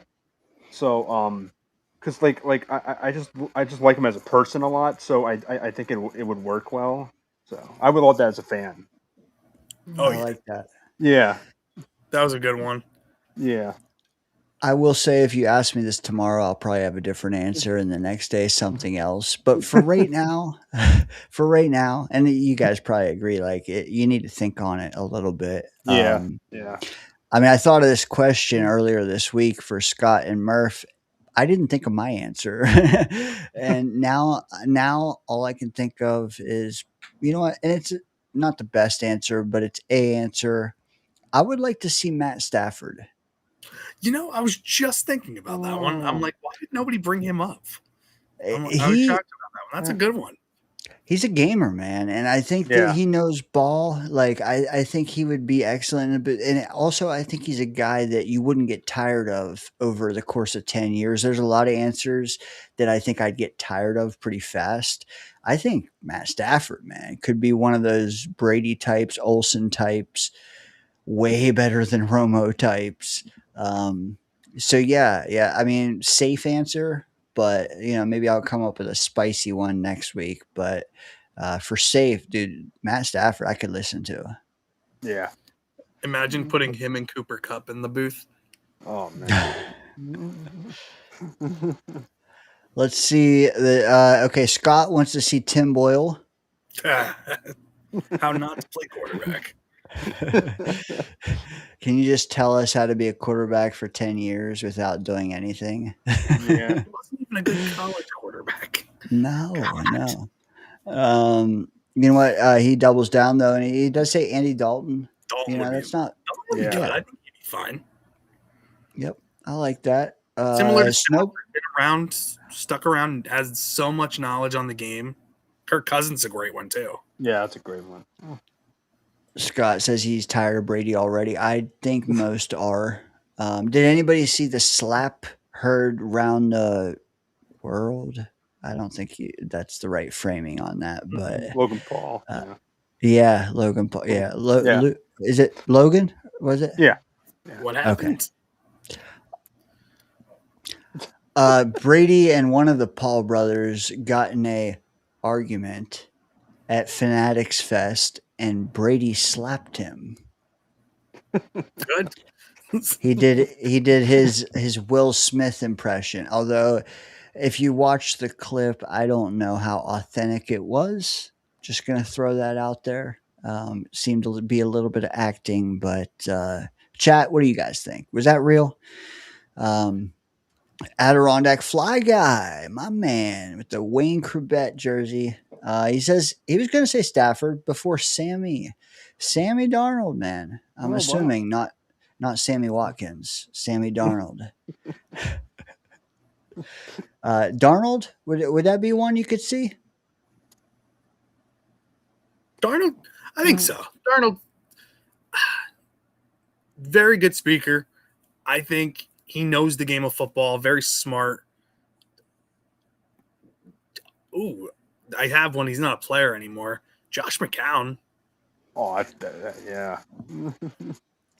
Is there, okay, so we are going X's and O's heavy. Yeah. any color analysts or like funny guys you wouldn't get tired of? I mean, we said Jameis, but he's kind of both. And I don't know that I can even think of an option, but if you guys have one, that'll be our final little kebab. Austin Eckler, maybe? Austin Eckler, okay. He's an interesting one. He's been around the game of football forever too. Yeah. Who'd be a fun one to watch? Cam Scatterbo, but he's not 30. God. Oh, doubt. I'm gonna say that you guys aren't gonna nominate Harrison Butker, right? That's good. Okay. Yeah. All right. Yeah. Well, hey, Derrick Henry. Okay. Oh, that's a good one. Yeah. Watt brothers could team up, says Scott. Kelsey Bros brothers. versus Swap Bros. Yeah.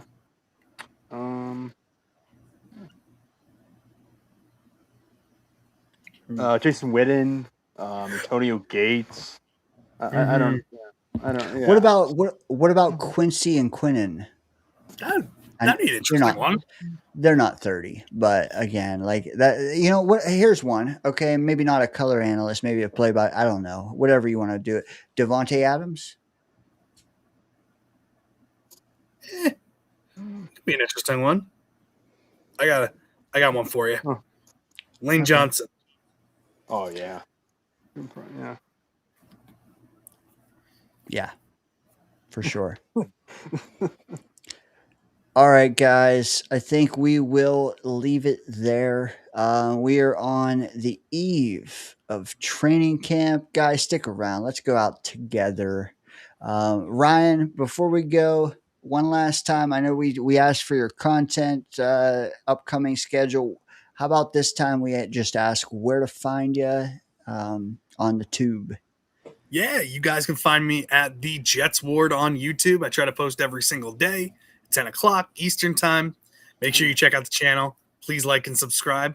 Like and subscribe to Dano as well. Everybody here does great work. Make sure you always join the Danger Zone. It's a fun place to be. We appreciate you guys for being here tonight. Thank you so much. Thank you. Chris B, where can all the single ladies who are watching you tonight find you? Just New York Jets YouTube content creator, the whole channels, just the community, just representing. Yeah. We are one, man. Yeah. We are one. Oh, you're right, Scott. We had a super chat and I missed it. Scott, you are the man. $2 super chat rolling in from the one, the only Sasquatch himself, Scott Foster, wanting you guys to know you two have done a great job. You as well, sir. We couldn't have done this without you. Yeah, you're a huge part of it. Yeah. Dude, I'd do better if it wasn't so hot in this room right now. Dude, I can't wait till fall. Oh yeah. All right, everyone. Spike you hit the like. You hit all the buttons. I appreciate everybody being here. It's past midnight on the East Coast, man. Hey, here in the next week or two, maybe we'll hit 700 subs. That would be cool. But dude, I don't care because the people in this room still now and on screen are enough for me. So catch you guys later. Have a good weekend. Ryan, again, thank you. We got to get you on before week 1 for our hot take extravaganza. Got to run that back, dude. Got to. Yeah. That was a great time. Chris B, man, keep calling, man. We will get the audio perfect, but dude, we figured it out, and you added some takes, man. Thank you. Thank you. Good My night, pleasure. guys. Take care, guys. Hey, yep. Have a great night. Thank you very much, bud. See you guys.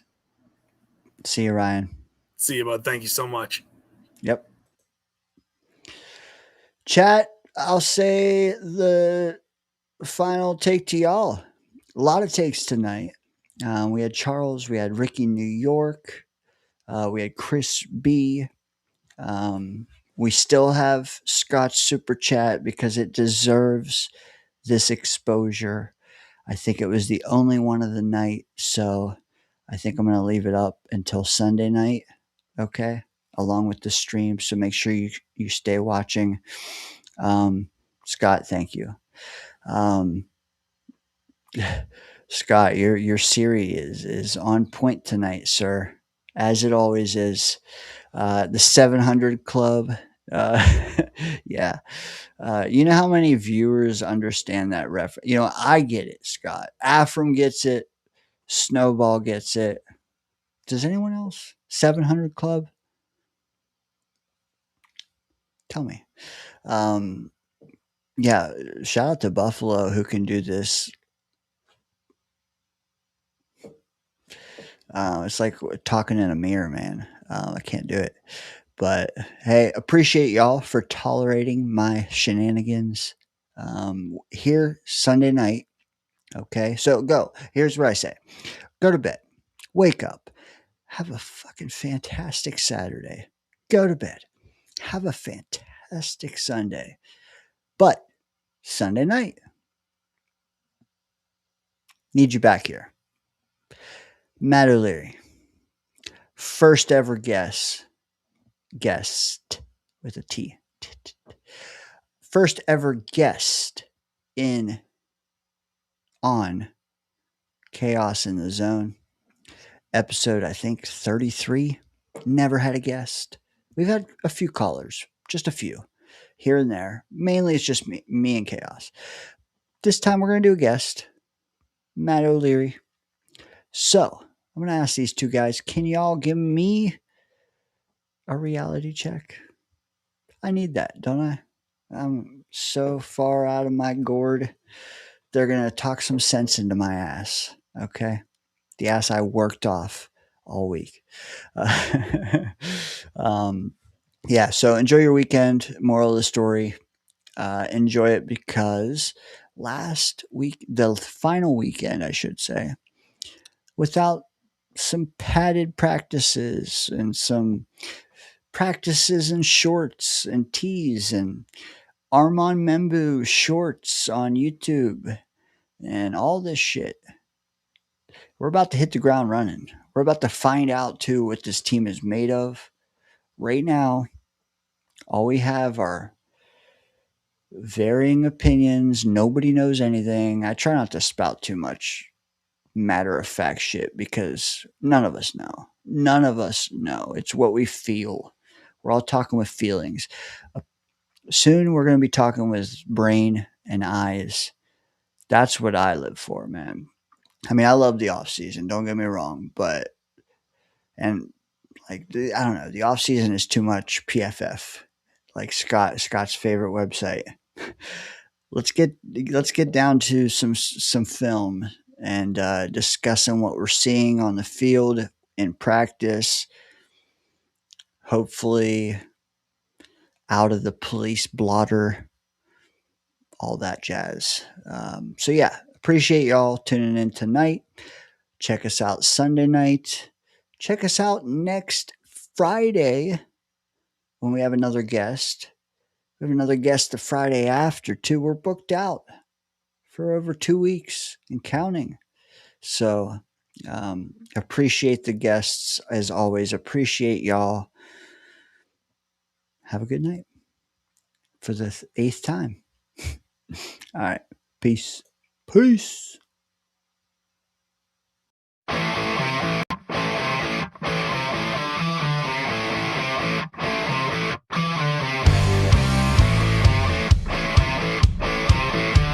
I love the show. I love you guys. Fucking, let's go Jets. Jets, Jets. Oh my god. You guys are bad. Ha ha ha ha. Very funny, Dana.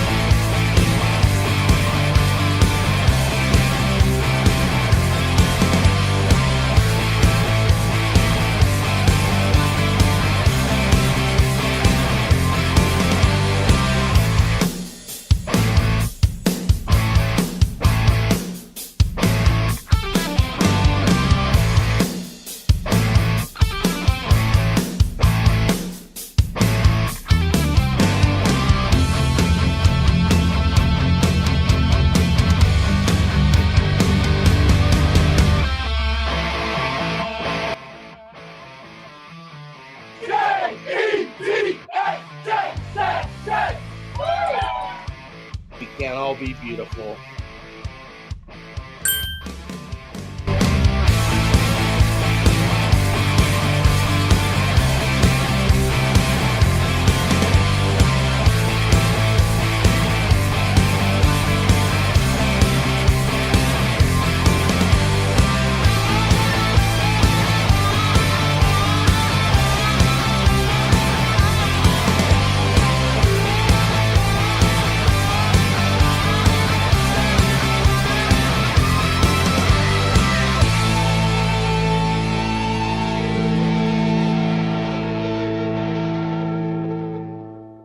Danger Zone, baby. I think he has more thought-provoking questions. I'll be in the danger zone. Oh my goodness, let's go! Totally.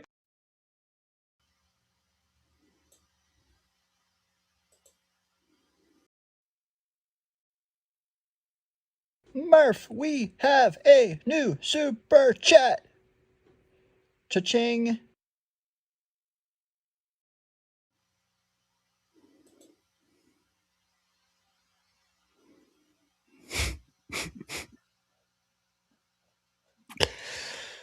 Indeed we do, folks. $2 super chat from the one, the only Sasquatch Scott Foster. Here is another, he says. He also sparked my memory to remind y'all that we have 3, count them, 1, 2, 3. Don't mind my basketball fingers, okay? They're a little bent and crooked and long. 3 openings to the Danger Zone Fantasy Football League. $50, I'm going to say probably is going to be the stake. 3 spots. How do you get in? How do you express interest?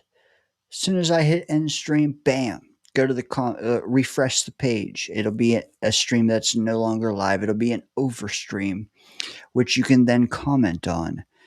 Put a fire emoji in the comments. Bam, your name is added to the list. 3 spots. Don't mind my finger either. That's construction work there. Anyways, 3 spots remain out of 12. We got 9 folks penciled down. We need Uncle Sam wants you, as the kids say, or actually as my great-great-grandfather said. Yeah, funny guy. Anyways, yeah, Scott, thank you for extending the show in order for me to remind these folks of that, because they get to compete with you, me, Murph, Clancy, AZ, Jets fan, Peg, Artie, Luca, Anthony, who won our playoff league. Maybe Chris B. We'll see. He did add his name. Yeah, stick around. We'll see you Sunday night. Scott, thank you for the super chat. If you do another one, it's going to waste, so don't even think about it. All right. Good night, everybody. Cha-ching. Peace.